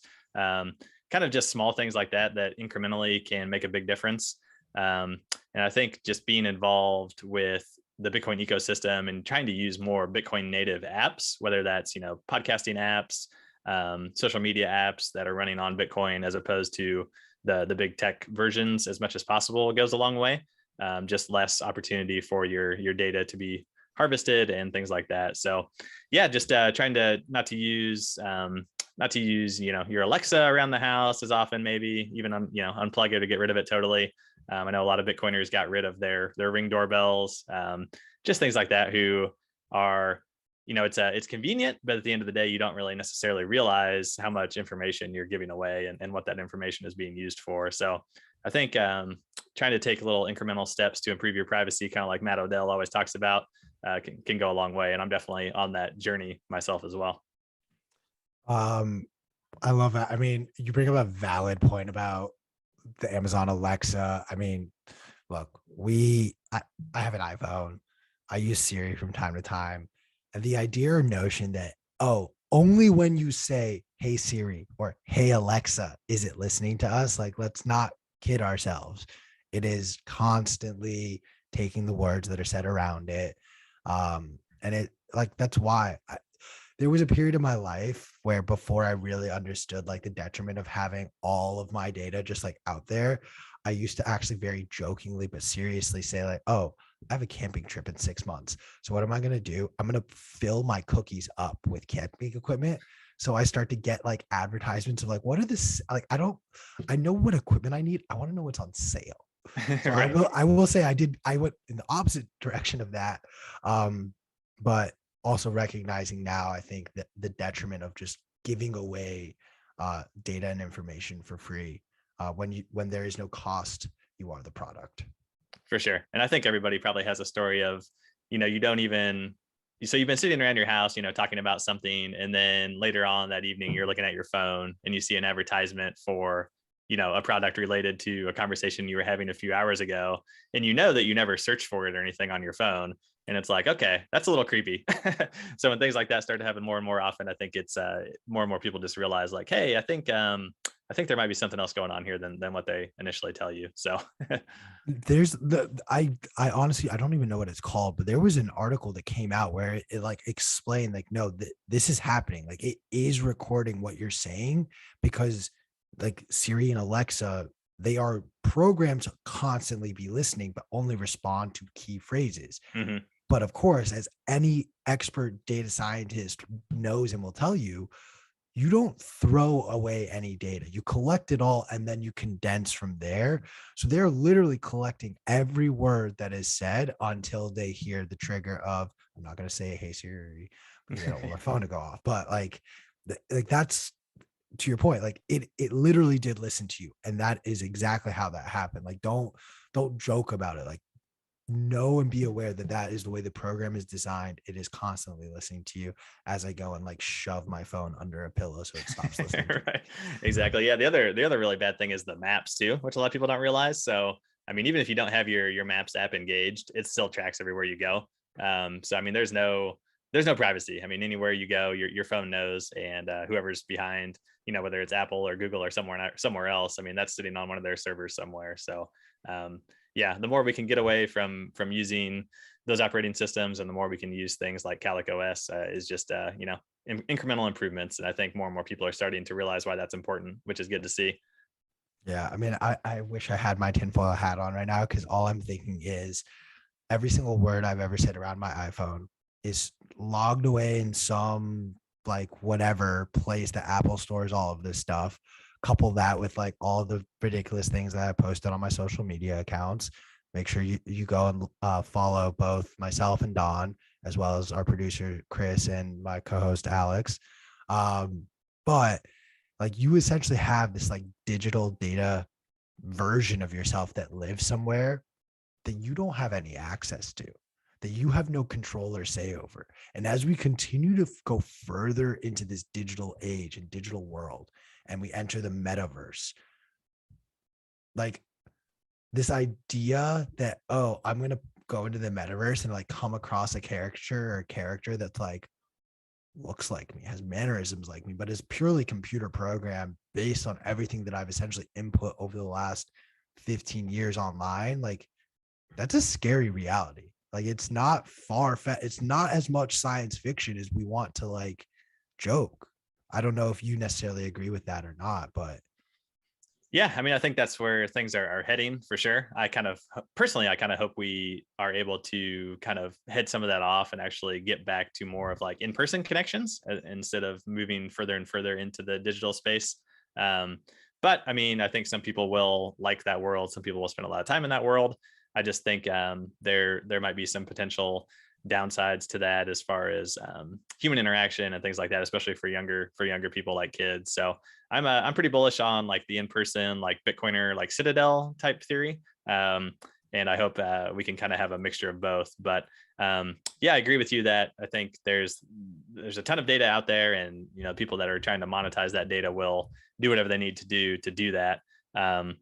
So that's why I think it's important for Bitcoiners to also start using things in a more peer-to-peer fashion, whether that be using something like an Umbrel or a Start9 Embassy to host your own applications, host your various server instances of things that you care about, and not be so beholden to the big tech giants. yeah, it is a this is I think the last call. We really are at that last call, Yep. final chapter. It's time for us to start to control our online presence in a way that has never been controlled before, financially with Bitcoin, our data with whatever security measures and privacy that you need to take personally that makes you feel most comfortable, and making sure you're properly compensated for the fact that let's be real. I would say over half, and I'm including porn because I saw a very interesting post on Instagram talking about how like, Pornhub, it's a free website. But in essence, like what we've had this conversation over and over and over again. When it is a free website, what is the real product? Right. You. You are the product. So even Pornhub and porn sites, free porn sites, I will categorize as you have a majority of the internet is free. There's no paywall. You are the product. And so we need to start taking those steps. What is something though of this of the last 20 years as the internet has essentially grown that you don't want to see change, that you'd actually like to see continue on in this next iteration of the Bitcoin standard? Yeah, I think we just need to keep in mind ease of use. So, I mean, that's one good thing about centralized tech companies, is that they can make their products really super easy to use and make it pretty frictionless for us to complete various activities online. And when we start to decentralize um, some of those ideas, it becomes harder to have a more frictionless process. So anybody that's kind of ever tried to like onboard to Lightning, for example, and do it in a purely non-custodial fashion. It's still not very easy to do. And there's lots of examples like that in the Bitcoin world, whether it's, holding your own private keys, things like that. It's still in the stage now where the front end UX UI isn't necessarily fully there as far as making things seamless and easy. And so I know a lot of companies are working on those things, and hopefully one day, which I think we will get there, it'll be, just as easy as sending an email or logging into your online bank account to do different things with Bitcoin. But I think we're not quite there yet, and that's one thing I hope that we, in this new version of the internet we're moving to, I hope we can kind of keep it still streamlined and easy to use, because at the end of the day, that's what people care about for the most part. Most people aren't going to want to, host their own server in their basement or run their own Bitcoin node per se. But if we make those things as easy as just, having a router in your house for your internet, then I think it'll go a long way for helping keep Bitcoin and the internet decentralized. Awesome. We're going to be wrapping up shortly, but before we do, I just want to make mention again to our audience. We are at 84 likes. We need to get to 100 likes before the end of the live stream. Otherwise, I have to continue this fast. And guys, I haven't eaten since Wednesday, so please, let's get Q fed, everybody. Feed Q. Hashtag feed Q is going to start trending on Twitter. Right. I want to give you the opportunity, Don, to maybe talk about just what broad strokes you are seeing in clown world at large, within the Bitcoin community. You are king of the world. What is the law or rule you are changing right now? Oh man, I like that. I like that scenario. Let's see. It also comes with a lot of power becomes great responsibility too, though. So I have to be careful. No, I think the first thing would be we just stop trying to centrally plan every single little part of everyone's lives. It's blatantly obvious that that's not working. I mean, we see how that went with the COVID lockdowns and the insanity that has ensued since then. So I think overarchingly, I would just treat people like adults. And I feel like the way things are now in the clown world, we're all being dictated down to like we're children. And when that happens for a long enough time, it either breaks enough people's spirits to where we devolve, straight into socialism, and that doesn't look like a very bright future. Or we have enough people stand up and say, we're no longer participating in this game, and we're going to go over here and create our new version of the world. And whoever wants to come, you're welcome to come. Whoever doesn't, you can, stay living in your pod, eating your soy bugs for breakfast or whatever. But we're going to go over here and do things our way. So I'm bullish on Bitcoiners being the ones to kind of get the word out to enough quote unquote normies out there that Bitcoin is being used to usher in this new landscape and new world that's full of hope and optimism, and getting away from the centrally planned, dictated world where we have people who may not even be voted in power, making decisions on behalf of millions of people. So bullish on decentralization and bullish on Bitcoiners. Love that. I mean, decentralization seems to be the general theme across the board right now that seems to fix a lot of issues and problems. Do you have any sort of message to the trucker convoy up north of the border? I'm just making the assumption that you are also in America. You don't need to let us know if you are or not, but if you have a message for the trucker convoy. Yeah, I mean, I love what they're doing. I think we need more demonstrations like that, and my support goes out to them. I know there's been a big fundraising effort going on over Twitter the last few days to get them some Bitcoin, and I've personally contributed to that. So more power to you guys. Keep it up and stay strong. We're all rooting for you, and kind of hopefully that will just spring about more and more of similar styles of protests or things like that across the world. Yeah, I also want to maybe ask you if you have a quick second. I don't know if you saw this story out of Cointelegraph talking about, there's a lot of conversation that the truckers are right wing and right leaning. But there was actually an issue stemming from a progressive group, left leaning, out of Cuba, where PayPal actually blocked and stopped their donations from being collected. So you're actually seeing this happen on both sides of the spectrum.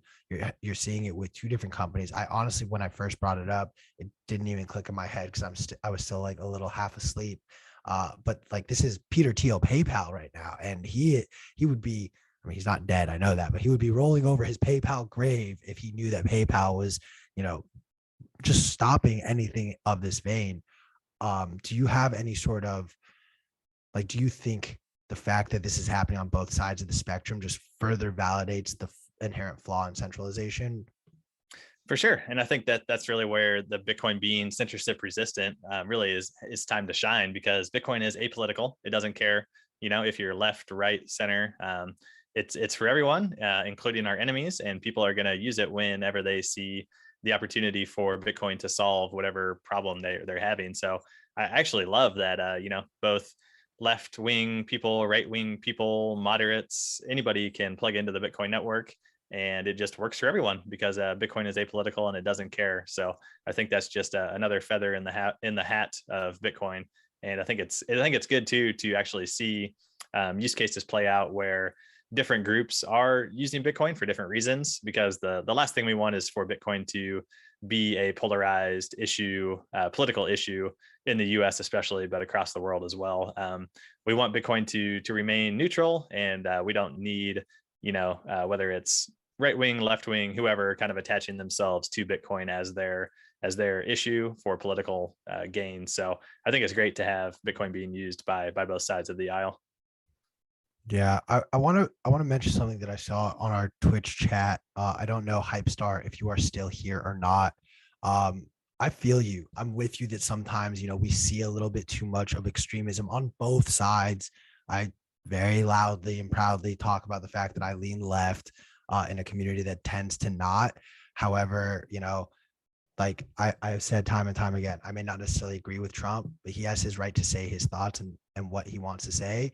The moment you call my country a shithole country, like we're gonna fight. I'm challenging you to a fight. So regardless of what happens, if we do things with love and compassion, and we actually have kindness and empathy and listen to both sides rather than get defensive and argumentative, we're going to see ourselves grow and push forward to see the change that we want. I think that is an admirable thing for us to aspire to, knowing full well that we're probably never going to be perfect.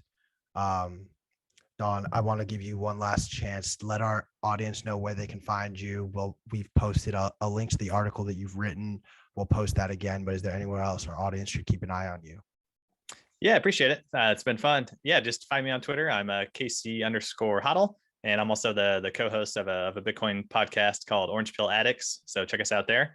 And other than that, I would just encourage everybody who is able to, based on those kind of draconian accredited investor laws we talked about, anybody who meets that threshold, try to get involved with some Bitcoin companies. There's really good ways to do it. You don't have to put in a ton of money. I mean, you can put in as little as $1,000 through various Bitcoin focused angels list syndicates and things like that. So I definitely recommend people try to get involved and support as many of these Bitcoin companies as they can.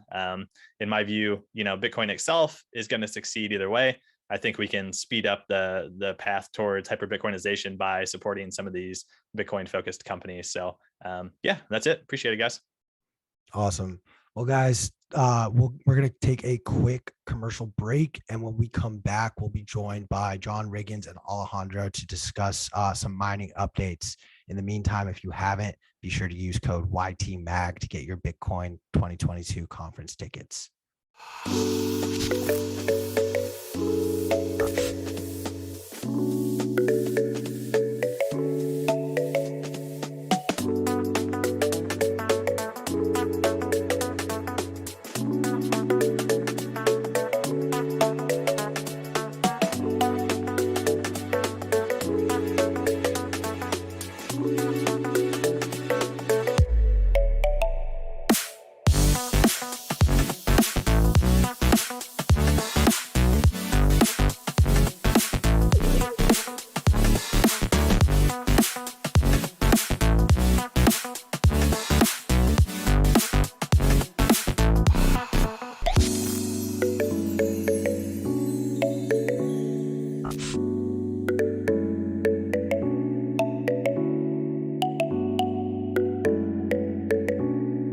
up? Welcome back, guys. And I am joined by my colleague and friend, John Riggins, right now.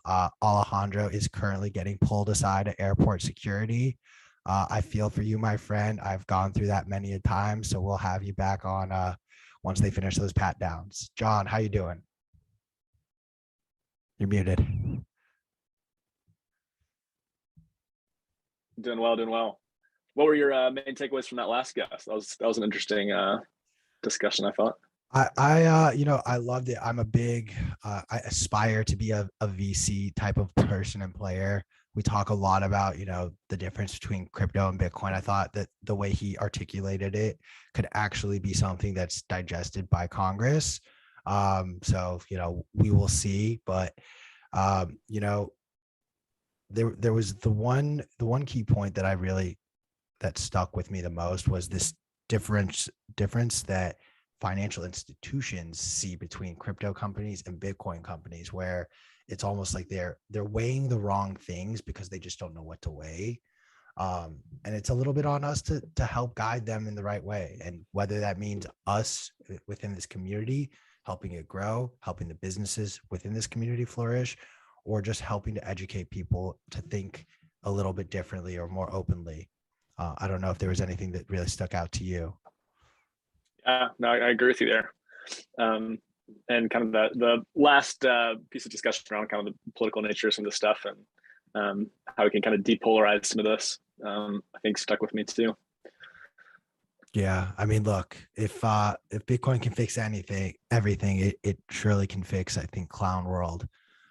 We got a lot of cleanup to do though, but Alex asked us, and I honestly don't hate this thought experiment as someone who genuinely hates airports, like not in a brown way, but more in a like, I minimize my time at the airports, but like, how does Bitcoin fix an airport?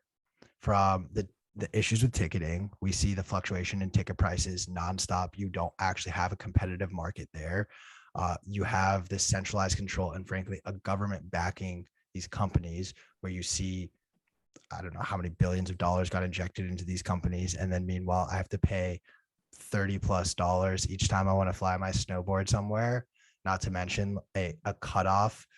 I very loudly showed the other day at the airport when a stewardess told me that no, actually I missed the cutoff to have my checked bag, and my bag is going to be on a later flight. I showed her the tweet from her airline from 2020 when they said we're all in this together. I was like, are we still in this together, or did you guys separate from us now? Yeah, not the best experience these days for sure. No, I mean, look, the airports, I think, are the biggest example of clown world right now. You have more virtue signaling at an airport than anywhere else in the country. It's some parts of an airport technically fall under this is federal land, specifically when you're going through TSA, this is federal property at that point. So you have that argument that, okay, whatever federal mandates are exist there, but to extrapolate that, not only now are you doing it all across the airport boundaries, you're also technically doing it. I don't know what the exact verbiage of this is, but like international waters in essence, like when you're up in the air, you are in international air. I remember an issue one time a friend of mine got sick in the middle of a plane, and we're flying over the Atlantic, and then the issue was like, well, we don't technically know where we can like land him because we're just in international airspace at this point. So that was a very fun, interesting thing to learn at 18 years old, that you can't just land anywhere. But as Alex likes to point out, Bitcoin could fix that. You could, in theory, pool together the ability to land at an airport. You can, I wouldn't necessarily say like force or supersede an airline or an airplane that's supposed to land at this moment, but in the same way that we pay sats on the Lightning Network to transact Bitcoin, you can pay additional sats. Hey, this is an emergency. Our plane needs to actually land before yours. Or, hey, this flight is going to be more expensive because it has the marquee time, the ideal time to be in the air, where you're minimizing your lost work time or whatever it may be. We see some of that, but we don't actually see it democratized in the way that I think a free market with Bitcoin could actually do it. I don't know if I'm just rambling or if you agree with anything I've said, John. Yeah, that's I've never thought about it before, but certainly interesting. I mean, I think that what you kind of started with there with kind of how state-run essentially all these airlines are, not just in the U.S. but pretty much everywhere. And I think that's the kind of thing that jumps out to me first in terms of how Bitcoin could kind of fix this would be just at that kind of the last boss level of the nation states. Like, what does air travel look like when we have a more kind of more decentralized power structure, and it's not these kind of nation state empires that we have now. So interesting to think about for sure. And similar to how our money is not kind of all equal around the world, these essentially state airlines, it's kind of interesting how the U.S. airlines and airlines from other countries face different issues. I don't know if you remember that Icelandic airline. I think it was WOW Airlines that people used to love to fly through to stop off in Iceland for a day or on the way to Europe or for a quick weekend trip. And they had these very cheap flights that the Icelandic government essentially was subsidizing for people to travel to Iceland. And then the government decided one day that they didn't want to subsidize anymore, and they essentially canceled all the flights and shut the airline down. So just kind of funny how different countries handle their airlines and what comes out of it. Man, it continues to go. Alejandro, you made it. Security left you alone. I made it. Yeah, thank God, man. I'm not. Luckily, they didn't check my my Bitcoin wallet. I want to very quickly, but before we dive into this mining segment, huge shout out, breaking news, but we got over 100 likes. So I'm going to be able to eat some food today. I'm excited. I'm going to turn it over now to Alejandro and John so the two of you can start talking mining and everyone can stop hearing us ramble about airlines. Hey, I'm glad you can eat today, Key. You are looking a little thin over there. Alejandro, well, happy to be able to grab you before your kind of last minute flight edition to your day here. But again, this is our Mining Monday segment. Eric, who's going to be joining us and hosting, usually is out today, so it's Alejandro and I.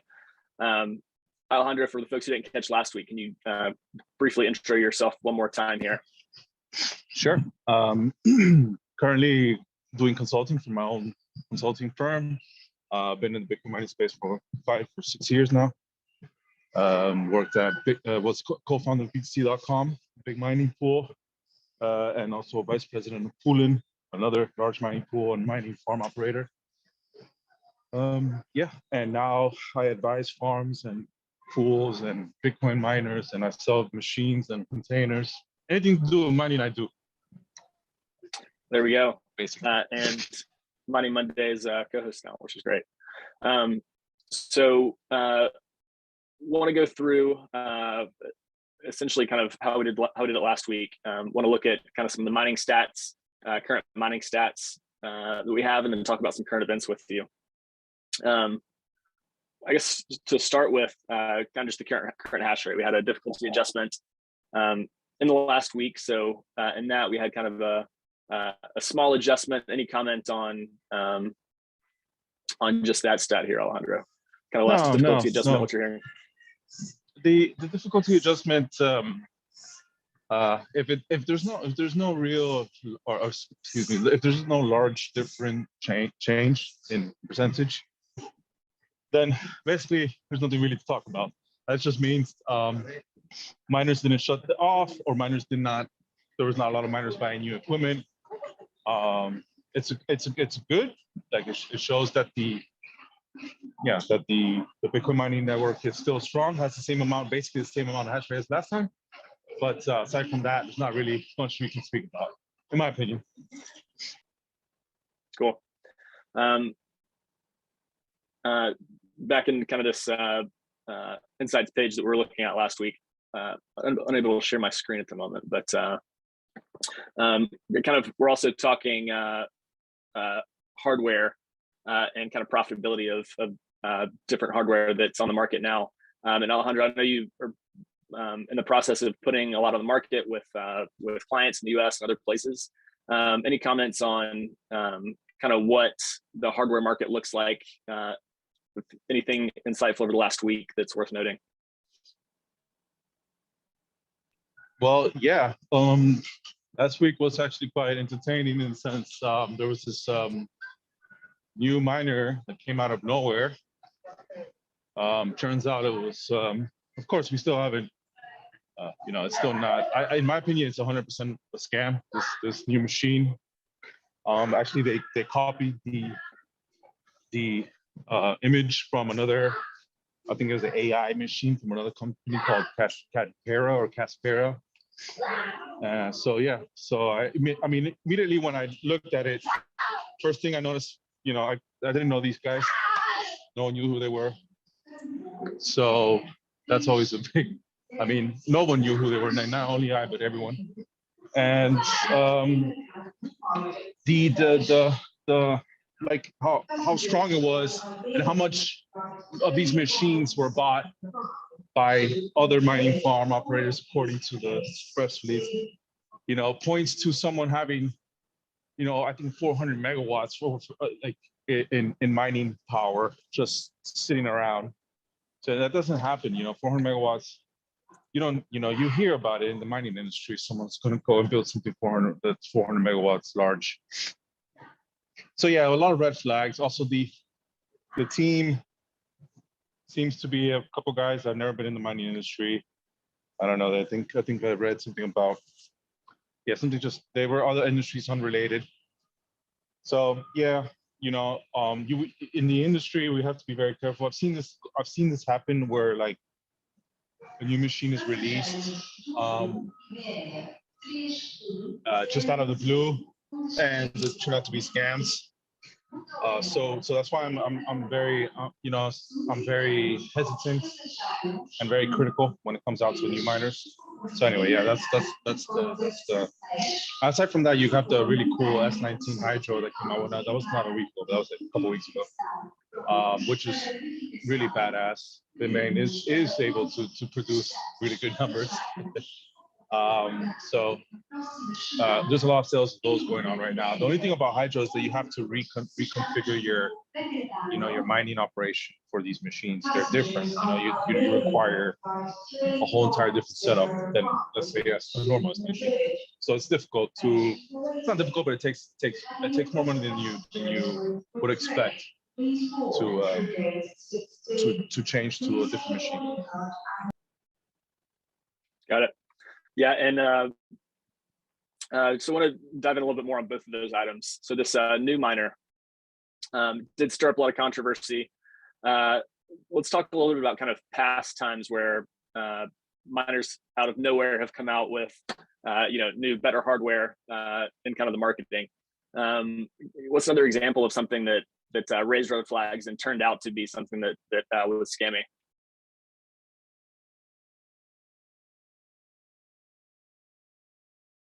Well, there's a let me see if I can pull it up. I'm sure some people are not gonna like to hear this the name of this machine. It's the well, I can't remember the name, but anyway, it was this new machine that was claiming some serious hash power. But it turned out this one actually some people did build. It was really expensive. There was not a lot of them available. But then it turned out that these guys had a back door on the machine, and it would siphon hash rate to the pool of the manufacturer. And it was like no one knew about this, and it turned out to be a really big problem for a lot of people. Luckily, the manufacturer was kind of the people found out, and they stopped using it. The manufacturer disappeared into the nebulous. Yeah, that was an interesting case, and that something actually came out. And there was this time, back in well, here's the name. Here's the name. It's called ASIC Miner 8 Nano 58 terahashes. Yeah. So we don't know exactly what's going to happen with this new miner, but something that riled some of the mining industry up and started some conversation for sure. Also, you mentioned the new immersion cooling hardware that came out from Bitmain. We can touch on that too. What's kind of the high level on why that matters, where it's useful to have that, especially, and if you know kind of the first people who are buying that from Bitmain, where that stuff's going.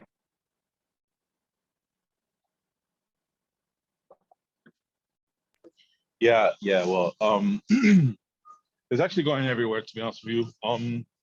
I've seen it go. Yeah, it's going. There's no. I don't think. I mean, it's basically reflecting the global hash rate, right? So, miners that are. The thing is that it's not cheap, this machine. So it's only miners that are large or new entrants that are well capitalized. So yeah, no, there's no necessarily nothing really interesting to talk about. That's just definitely the same the main places of the world where there's mine: U.S., Russia, Kazakhstan, China to a smaller extent, of course, Paraguay, these countries. Yeah. We have seen a couple of headlines in the last week or two about some new mining being set up or kind of contracted for Paraguay, Argentina, some different places. Any comment on kind of geography-wise, what's going on in Central South America? Worth noting at all, or still kind of that North American market is where we should have our eyes pointed? Well, yeah. Well, North America is doing very well with mining, as we all know. But yeah, South and Central America are doing better, and especially Paraguay. Argentina recently just kind of raised the electricity prices for the miners, and also Argentina. It's very difficult to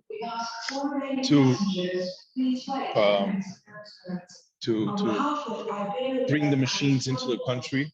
There's some crazy draconian laws with importation to Argentina, so it's really difficult. Touch on that. Argentina, the electricity price is being raised for miners. Kind of a targeted thing there. Is that something that was a big surprise to folks who've started operating there recently? What are you hearing from? Yeah, it's a big surprise. It really came out of nowhere.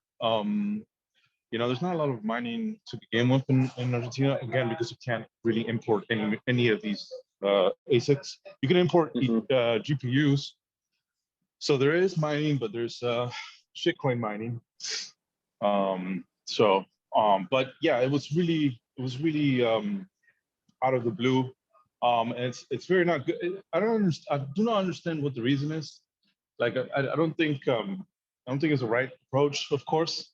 I mean, if the government wants to make some sort of revenue from mining, there's other ways. This just feels like they want to get miners out. It reminds me of the country of Kazakhstan. They did the same thing a couple of years ago. 2 years ago, or a year and a half ago, they raised it to like 300%, which has basically killed all the miners, or well, all the miners left. So maybe they want to do the same thing in Argentina. I don't know. It sucks, but yeah. On the other hand, you got Brazil, who just said that they're putting a percentage of 1% in Bitcoin of their Rio de Janeiro is 21% of their of their treasury in Bitcoin. So you get one step forward, maybe 2 steps forward, 1 step back. You know how it is. Hey, there you go. Something back to kind of North America here, and a place that you spent some time in Texas, and maybe you're a little bit more familiar with kind of the unique nature of the energy grid there. there's some kind of headlines and some statements put out by miners operating in Texas, saying they're going offline while Texas experienced some kind of severe winter weather last week. Any comment on that market and kind of Bitcoin as a part of a dynamic energy market like that, and what miners can do to kind of support the grid or be a base load? Any comments on that in Texas? Yeah, sure. This is something the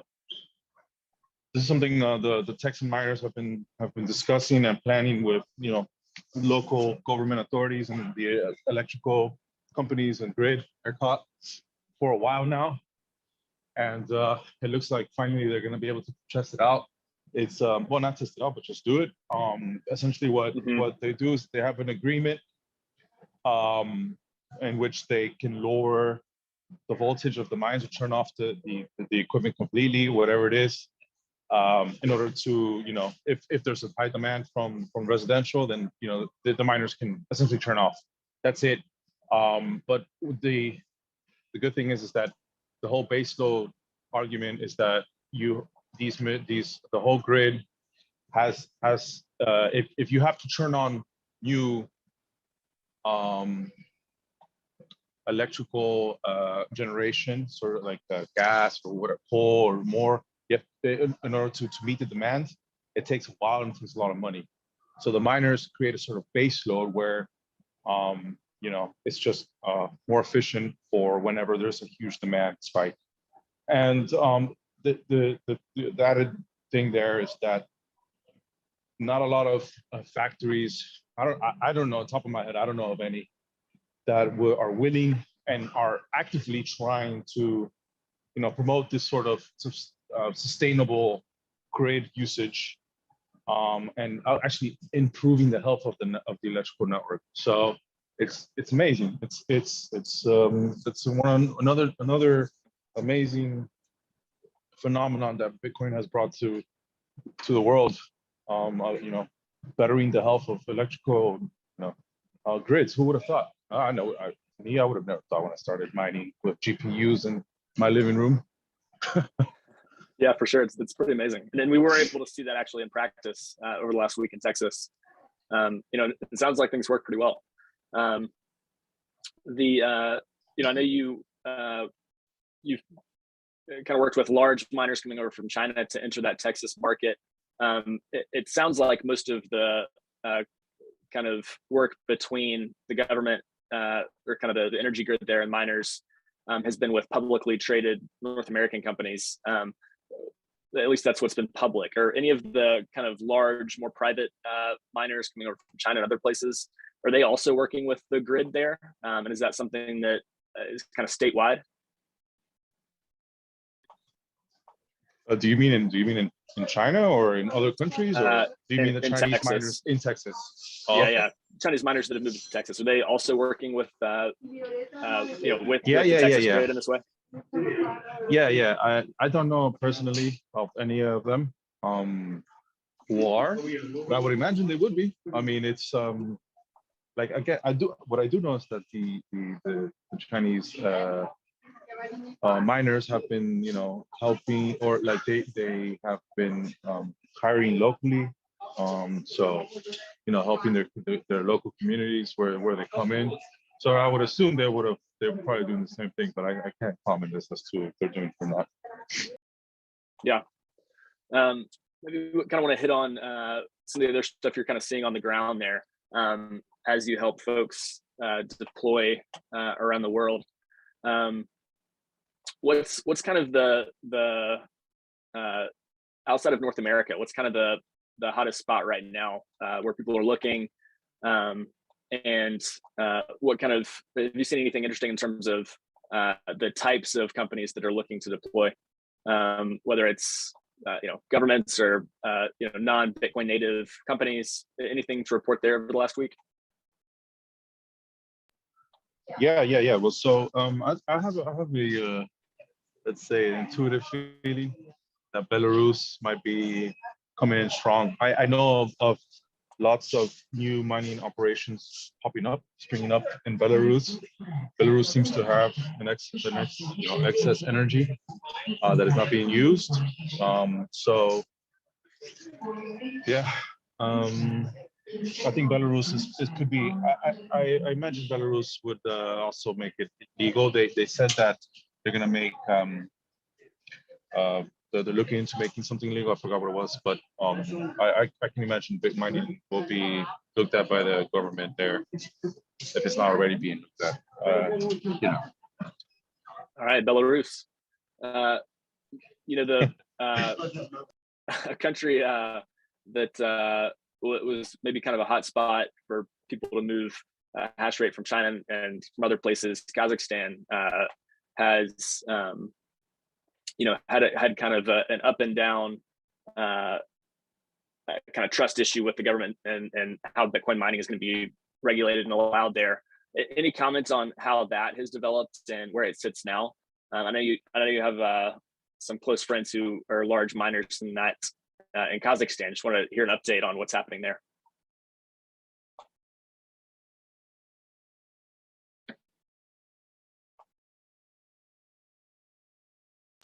Sorry, guys, can you repeat that? I was underneath the tunnel. Yeah, wanted to ask specifically about another country, Kazakhstan. I know you have some close friends who are mining there, and we've had kind of an up and down situation for miners in terms of their ability to access energy over the last month. Just anything, any comments on kind of how things sit now, as you talk to folks who are in Kazakhstan?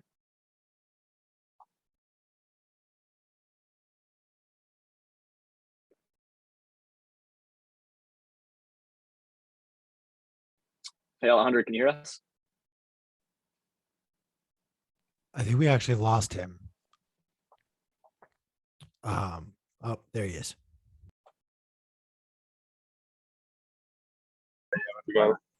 Sorry, guys, got kicked out. I don't know why. Hey, Alejandro, was just asking about Kazakhstan. I know you have some friends who do a lot of who are some large miners in Kazakhstan. Just wanted to hear kind of how the situation is on the ground there now with some of this kind of uncertainty over how miners would have access to energy over the last month. It's really not good. I think the established players more or less will stay there. The large and good players who have been working with the local government and the government in general. But the door is closed for most new mining operations, in my opinion. So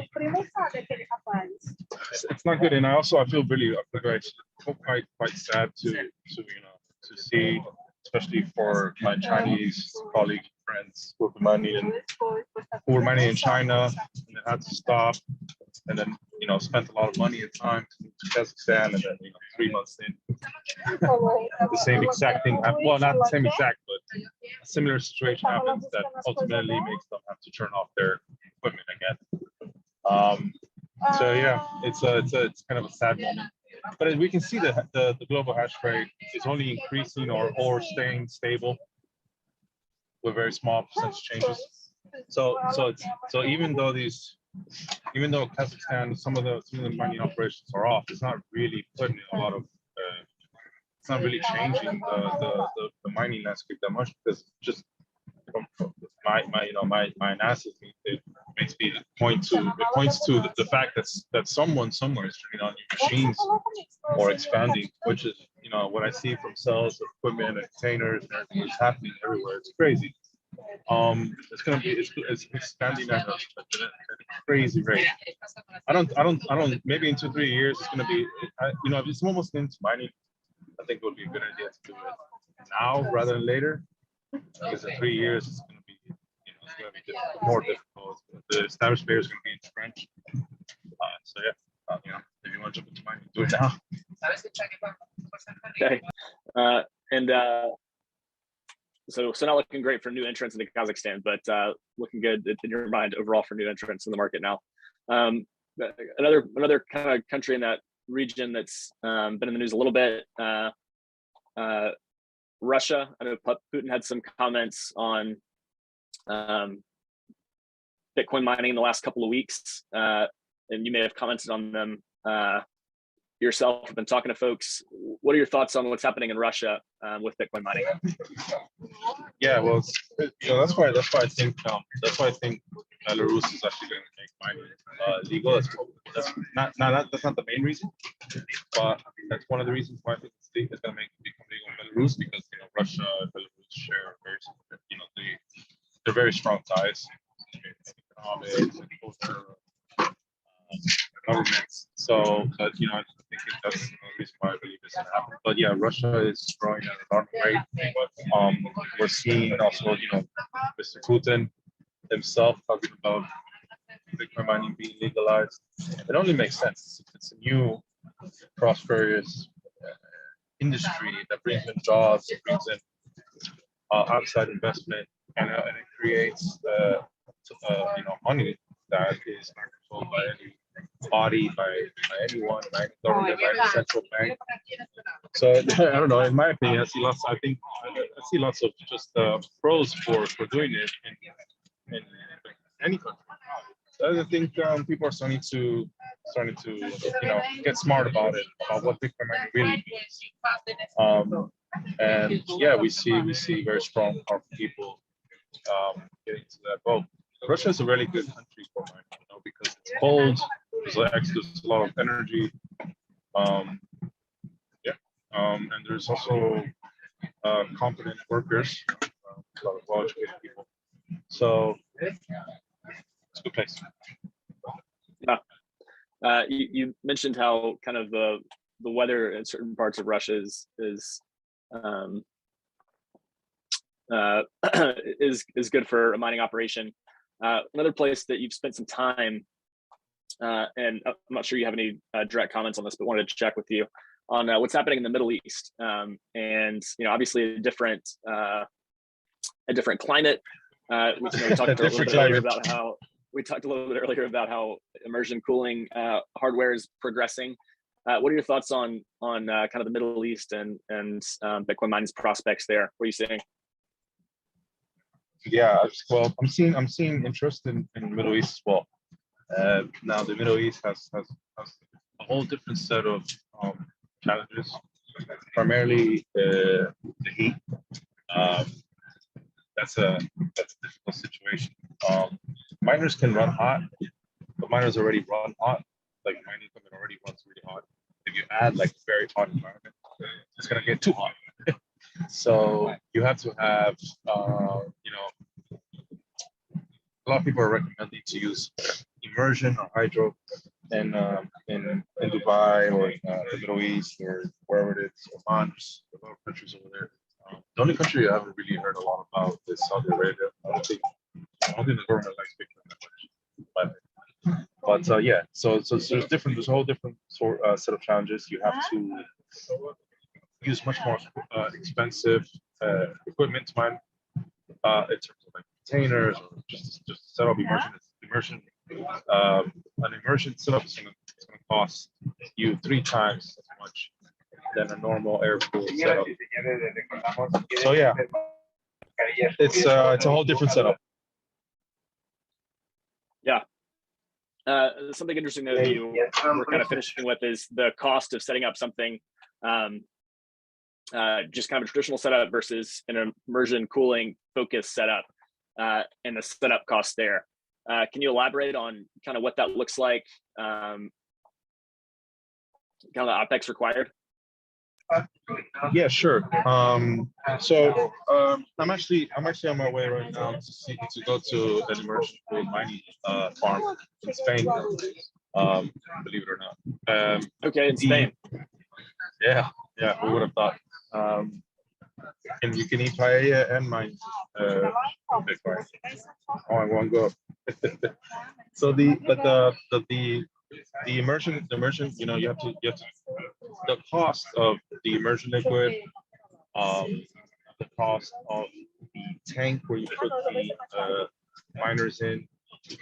You have to have like so you can either build one yourself, and it's not not something that it's not the hardest thing in the world to do, but it's not easy either. So it's a challenge for sure. So most new owners probably buy a new or a setup that's already built, which is expensive. And then you need a pump, you need special cables, you need to also open up your mining equipment and take off all the fans and put it into the oil. There comes a lot of different. You also need software and different types of sensors in the tub of the mining tub to be the whole time verifying that it's not getting too hot or the machine is not causing the rest of the machine or the liquid to get too hot, which is causing the whole machines to get hot. It's not an easy thing either. Also for a new entrant, it requires I would say experience. But the benefits of immersion is that your machine will run harder. You can overclock it, and you can feel comfortable sleeping at night that your machine is not going to burn up or your hash board is not going to get burned when you come back to the mine the next morning.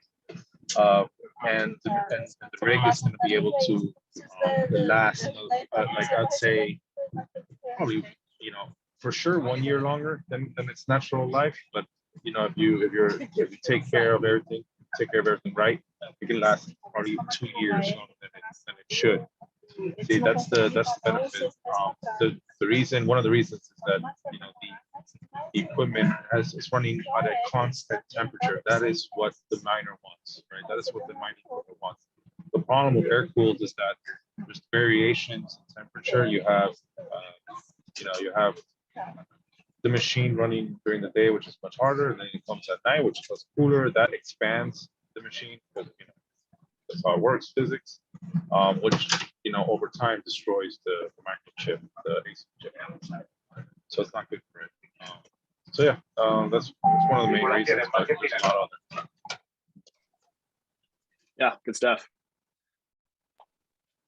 The mining operations in Spain. Can you elaborate on kind of how concentrated it is there, kind of what regions of the country, and the immersion kind of cooling facility that you're going to see? Is this an international group or a local group, or can you elaborate on that? It's local, and sure. So in Europe, it's a very, especially in the mainland. So not in Scandinavia, mainland. The energy usage and the energy production is very different from the US, Russia. We have no gas. Northern Europe, Scandinavia does. And I think that has some stuff. Sure. But aside from Scandinavia, the rest of Europe has no oil and gas. So a lot of the electricity usage have come to learn is using sustainable energy.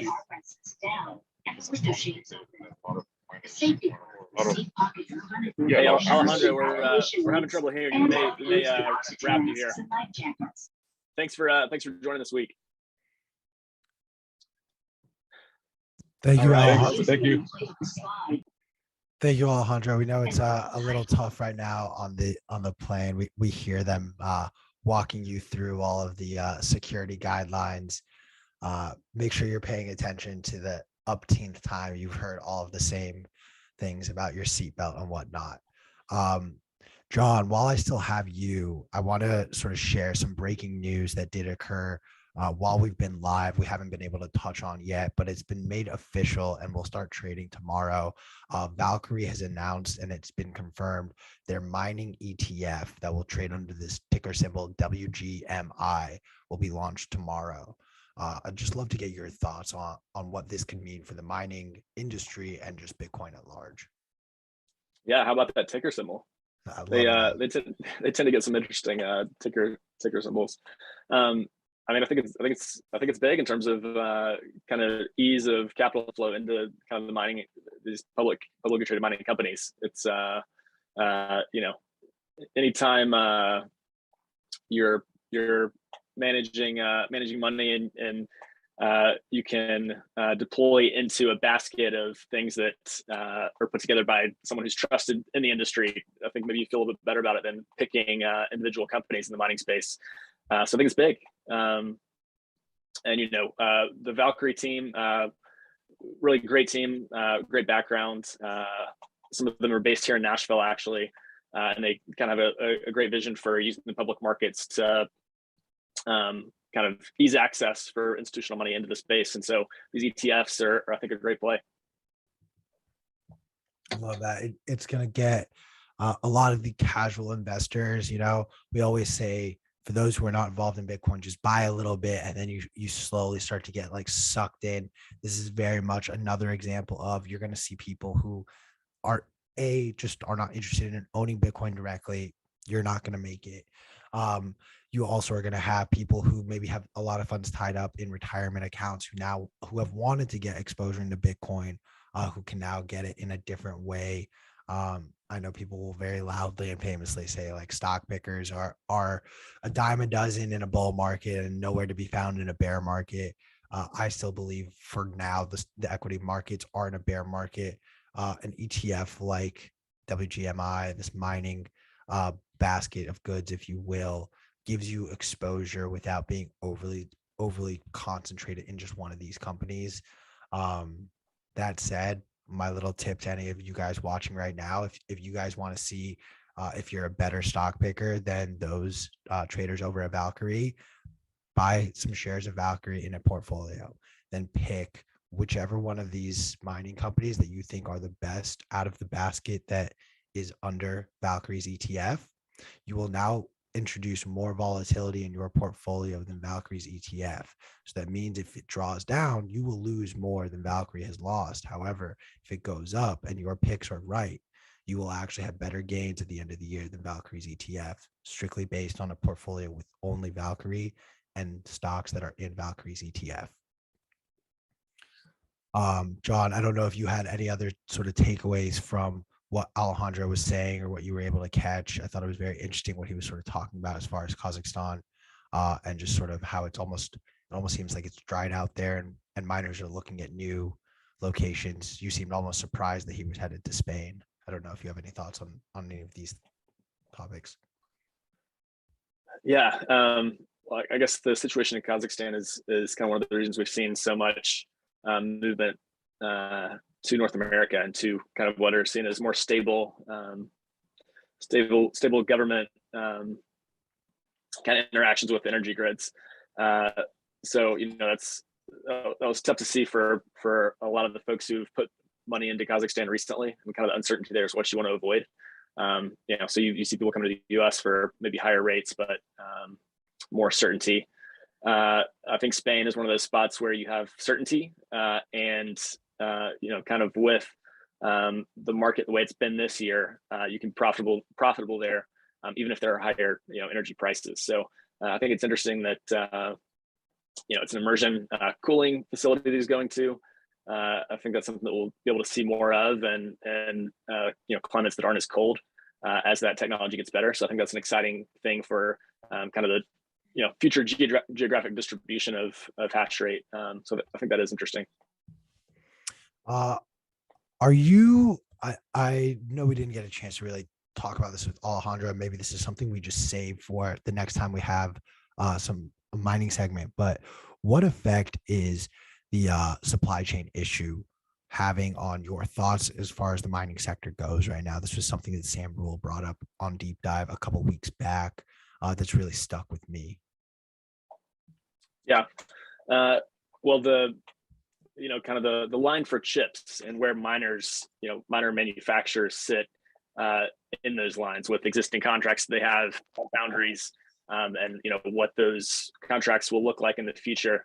I think it matters. It's you have hardware manufacturers who are now playing kind of on that level with the big your car manufacturers and your your Apples and these types of companies. And so these hardware companies are to kind of punch up in terms of weight class because they are such a reliable and important customer base for these foundries now, which is interesting to see. I didn't catch the segment you're talking about. What else kind of did you draw from that conversation last week? I mean, I've been paying attention to it from two aspects. But the shortcoming, if you will, of semiconductors. Every single industry seems to need it. They're in high demand, and production just has not really picked up to match said demand. And then secondarily, just the shipping backlog that we're seeing. I mean, I'm here in LA, and I still see countless containers just out. Wait, I'm not even on the Long Beach side of LA. I'm on the other side of LA, and the fact that I see these cargo ships over here, anytime I drive over the bridge to Long Beach, like there's still a line. So what worries me is while we see and have a lot of really good talk from companies like Marathon or Riot talking about, we're going to expand. Our hash rate is going to go from single digits. We're going to be in the 20s by the end of this year or by top of 2023. But it's not really giving any factor or consideration to what about this logjam? Like, fine, let's say the semiconductors are there. You still have how many cargo ships waiting to get into LA? How many cargo ships or planes or backlog waiting to ship all over the world? At what point do you start to see these mining companies push back these deadlines? Yeah, I think that's an interesting question. In talking to some of the companies that, like you mentioned, that are talking about rolling out, hundreds of megawatts this year in the U.S. No one really seems concerned about being able to get hardware in time. Actually, Alejandro did mention Argentina and how they have kind of strict or being kind of strict on what can come into the country in terms of ASIC chips. You don't have quite the same situation in the U.S. In the last administration, we had very back and forth kind of tariff situation on some of this hardware that affected some business from manufacturers shipping stuff out of China. We've seen a change in where a lot of this stuff is manufactured and shipped from since then. A lot of this stuff is happening in Malaysia now versus China. Other types of changes. So I think that kind of tariff policy, trade policy, actually still maybe play a bigger role than that supply chain kind of logistics issue of container ships crossing oceans right now. At least that's what I've heard from people directly. Maybe you're right that the concern is being under considered and under talked about, but I haven't heard of it being an issue. For kind of long, for kind of year 2022 ramp up of hash rate in the U.S. I think I'm gonna take the bearish side on this. I think I'm gonna make the call. For those still watching, feel free to call me out if I'm wrong, and you best believe we're gonna pull this clip back up when I am right, not if, but when.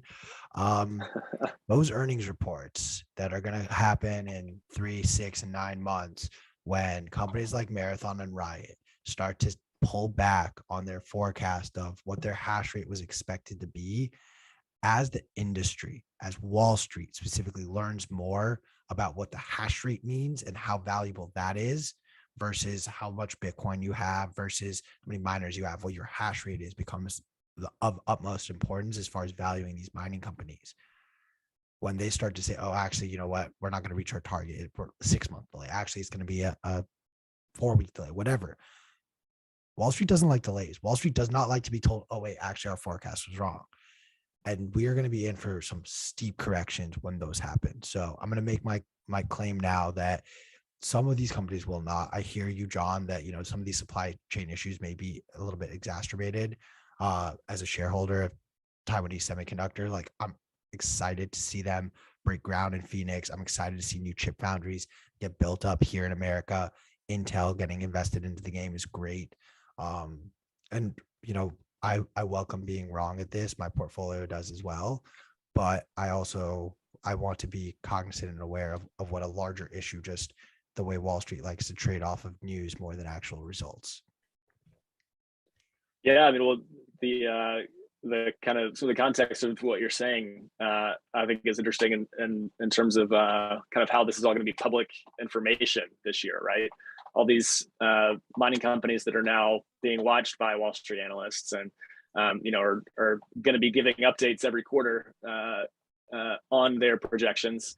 I mean, that's really great insight into the ecosystem, and we'll be able to see what happens. So we'll be able to pull this back, whether you're right or not. I think it's great that essentially that there's more visibility into the market now. Totally. Hey, all press is good press when we're talking about hyper Bitcoinization. So we're seeing it validated. This is exciting that now not only are you seeing more ETFs introduced to Bitcoin, but now we're seeing one specifically geared towards mining. Heck, it's only a matter of time until all of a sudden we see more exchanges traded on the public markets. And then all of a sudden there's an exchange ETF.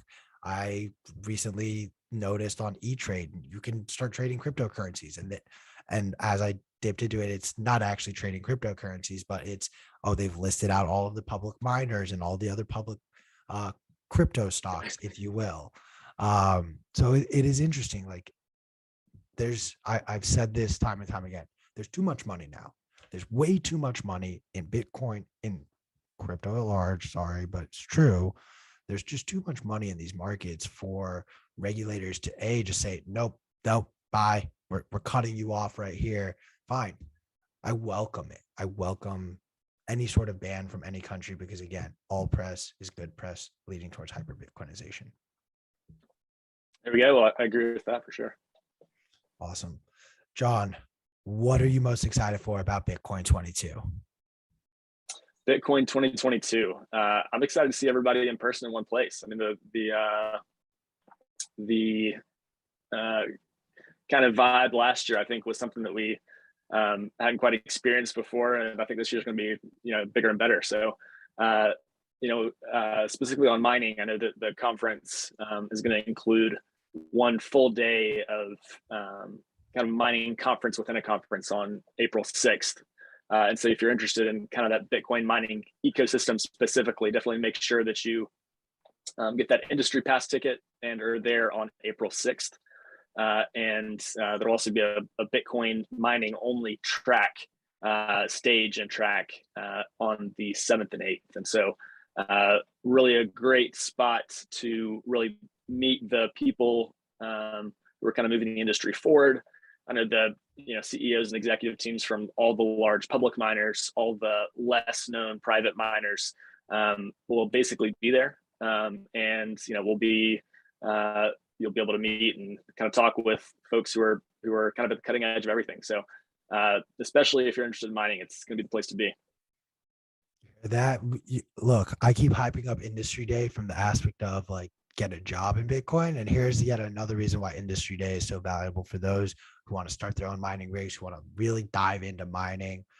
You just got to be there. You can't miss these type of events. If this is what you want to invest your time in, you got to show up. Yeah, you got to be there. Everyone's going to be there. You're going to have, whether you're interested in home mining, whether you work at a larger energy company and want to see how you can plug Bitcoin into what you're doing, whether you're looking for people to use your extra megawatts of flared gas, whatever it is. I mean, this is the place to meet the movers and shakers and kind of be right in the middle of the conversations as they're happening. Yeah, to be honest, as you said that, I'm literally thinking in my head, like, all right, I'm going to hit up a bunch of people in Texas right now that they just need to be there. Like all right, I'm making a call specifically to one friend, and yes, his name is Chris Brown, and no, it's not that Chris Brown. I know you work in natural gas. And I know I've bugged you about companies like Upstream Data. I'm dragging your ass from Houston to Miami so you can really understand and learn how much money you are leaving on the table, but not being involved in Bitcoin mining. Get them there, yeah. And there's a great Houston Bitcoin meetup now that we were at a couple weeks ago, and pretty much the entire 400 person kind of group of people that go to that are going to be in Miami. So he needs to get in the game. Honestly, the only way I'm gonna get him anywhere though, like knowing this kid, I literally have to show up at his door and drag him. So next time there's a Houston meetup, I might have to just fly out and drag him there myself. Um, John, you are, as much as I like to say I'm always on the road, you are probably on the road more than anyone else that I know. Where are you, back in Nashville now, or where are you? Yeah, I'm in Nashville right now. Nice. So good to be here. Where I was in Mexico last week with some Bitcoin miners. We had some interesting conversations there. So in Nashville, maybe traveling a little bit until Miami, but for the most part, we'll be here. Nice. Before I let you go, was there any from this either the Houston meetup or the Mexico mining meetup, anything that really stood out to you that hasn't been touched on? Well, I think just the scale of what's coming on in North America is something that is just impressive to me. I mean, we're talking about over 1,000 megawatts from a couple of different companies that they're projecting to come online in the U.S. So just kind of the scale of where we're going to be in a year. I know you're a little bit more skeptical of some of these projections than I am, but we're at all-time high hash rates essentially now, and it's essentially as profitable as ever been in mine. So a lot of room to grow, and with kind of the public markets being so active as you've talked about, just the amount of capital that's available to these companies is at a different level than it's ever been before. And I just think I'm super bullish on Bitcoin mining and in North America this year. The last couple of times I've been around with miners, it's been mostly people in and around North America. But kind of Alejandra's comments on Russia and what's happening in the Middle East, I think, reasonably bullish for Bitcoin mining all over the world. You brought up a point of contention I had now with what Alejandra said, and I will end on this. He mentioned how Saudi Arabia has not really taken a Bitcoin stance. They, if anything, are probably against it. I mean, you are talking about the largest beneficiary of the petrodollar system outside of the US. So it goes without reason in my mind why they are, like every other person who stands to benefit from this fiat standard, against breaking away from that. So that publicly, I'm pretty confident there's stuff happening. It's not public, but Jerome Powell has sats. How many sats he has, I don't know. But Jerome Powell has sats. We know it. We know it up here at least, but no. Yellen owns sats. Yeah. Like Biden's grandkids definitely gifted him a few sats here or there. Like they've all got it. They all have it. They're just waiting to accumulate enough before they announce their position. There we go. Gensler definitely does. Honestly, you're telling me no one in the Trump family owns Bitcoin? Really? Like, come on. Come on. They're just waiting until they have enough to where they can be like, oh, we're Bitcoin billionaires. Yeah. They want the first time they come out, they want to be big. Yeah. I'm with you there.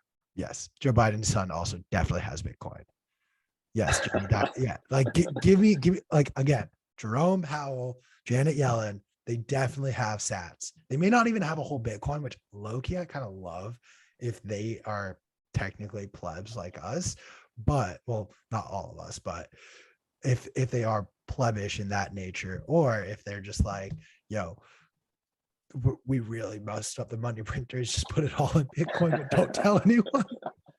Yeah. Is there anybody you'd actually be surprised if they did have some sats? If they did have sats. Yeah. Who's someone you'd be surprised if they did? It sounds like you wouldn't be surprised about anyone. I think genuinely, because it falls under two categories for me. There are people, like even someone like, I'm sorry, I don't agree. So what was said right now is Warren Buffett. I disagree. I think he has sats. And I think also Charlie Munger has sats. And I'll tell you exactly where their sats are. Their sats are in a hard drive that someone gave them, but they do not know how or what to do with it. So it's literally just sitting there. They don't even know how much they have. They don't know how to send it anywhere. So they have it. That's my take on it. I can't say what Alex said on air without us more than likely getting deplatformed. But Yes, Hillary Clinton definitely has sats. Again, any of these families that have benefited from the fiat standard, in the same way that Greg Voss, when he was on with us, talked about, like, you have to allocate some percent and a bare minimum should be 1%. And as I've heard a lot of these billionaire hedge fund manager types talk about their Bitcoin position and allocation, they talk about how even just a 1% exposure, if we are absolutely right with Bitcoin and you have a 1% exposure, 1% of $1 billion portfolio is $10 million. Just in case you forgot how math works. So when one of these hedge funds say we've allocated 0.5% or 1% of your entire portfolio to Bitcoin, that's still more than our entire portfolio combined, or at least I can only speak for myself. But just more food for thought. But I think to your point, yes, you either are the biggest, to actually answer your question, John, you are either a huge beneficiary of the fiat standard, so you cannot publicly say, go to a Bitcoin standard. So you are quietly and secretly accumulating, and you're probably not accumulating on these like whale type buys. You might be buying a coin at a time or something like that. But for the most part, you can't publicly say anything. On the other end of the spectrum is the people who have been affected, who see Bitcoin as a way out for whatever issue it is, whether it's political, economic, or social. So you have, those are the two groups. And then you have the people in the middle who are sort of getting pulled on either side to say, oh, you know what, this person that I agree with is right, I should go look into Bitcoin. Or these people that I for whatever reason will continue to believe and align with, like, say it's wrong, so therefore I will go in that direction. No one in that middle category really is a thought leader. They're thought followers. And I think all thought leaders see the benefit of Bitcoin. And so that's why I don't think, I would be more surprised if someone very adamantly came out and said, abso-fucking-lutely not. I like it. Cool. I think that's about it for today's show, guys. Thank you very much. Did we end up selling a single conference ticket? Should we give you more sats before we log off? We did not. We didn't sell a single conference ticket during this time. I guess you guys don't want to hang out. I mean, look, you got to hang out with me. You got to hang out with Riggins. You're going to get to meet Chris, who pops in and out of this show when he feels like it. And then we've got Alex McShane, who will also be there. Come hang out with us. Come meet us in person. I've said it and I'll say it again. You find me and I'm not working, probably will be working, but if I'm not actually working when you find me, I will roll us one up and we could smoke it together. And then Riggins will buy you a drink afterwards as well. Sounds good. Use code YTMAG. Get your tickets to Bitcoin 2022. Thank you all. See you tomorrow.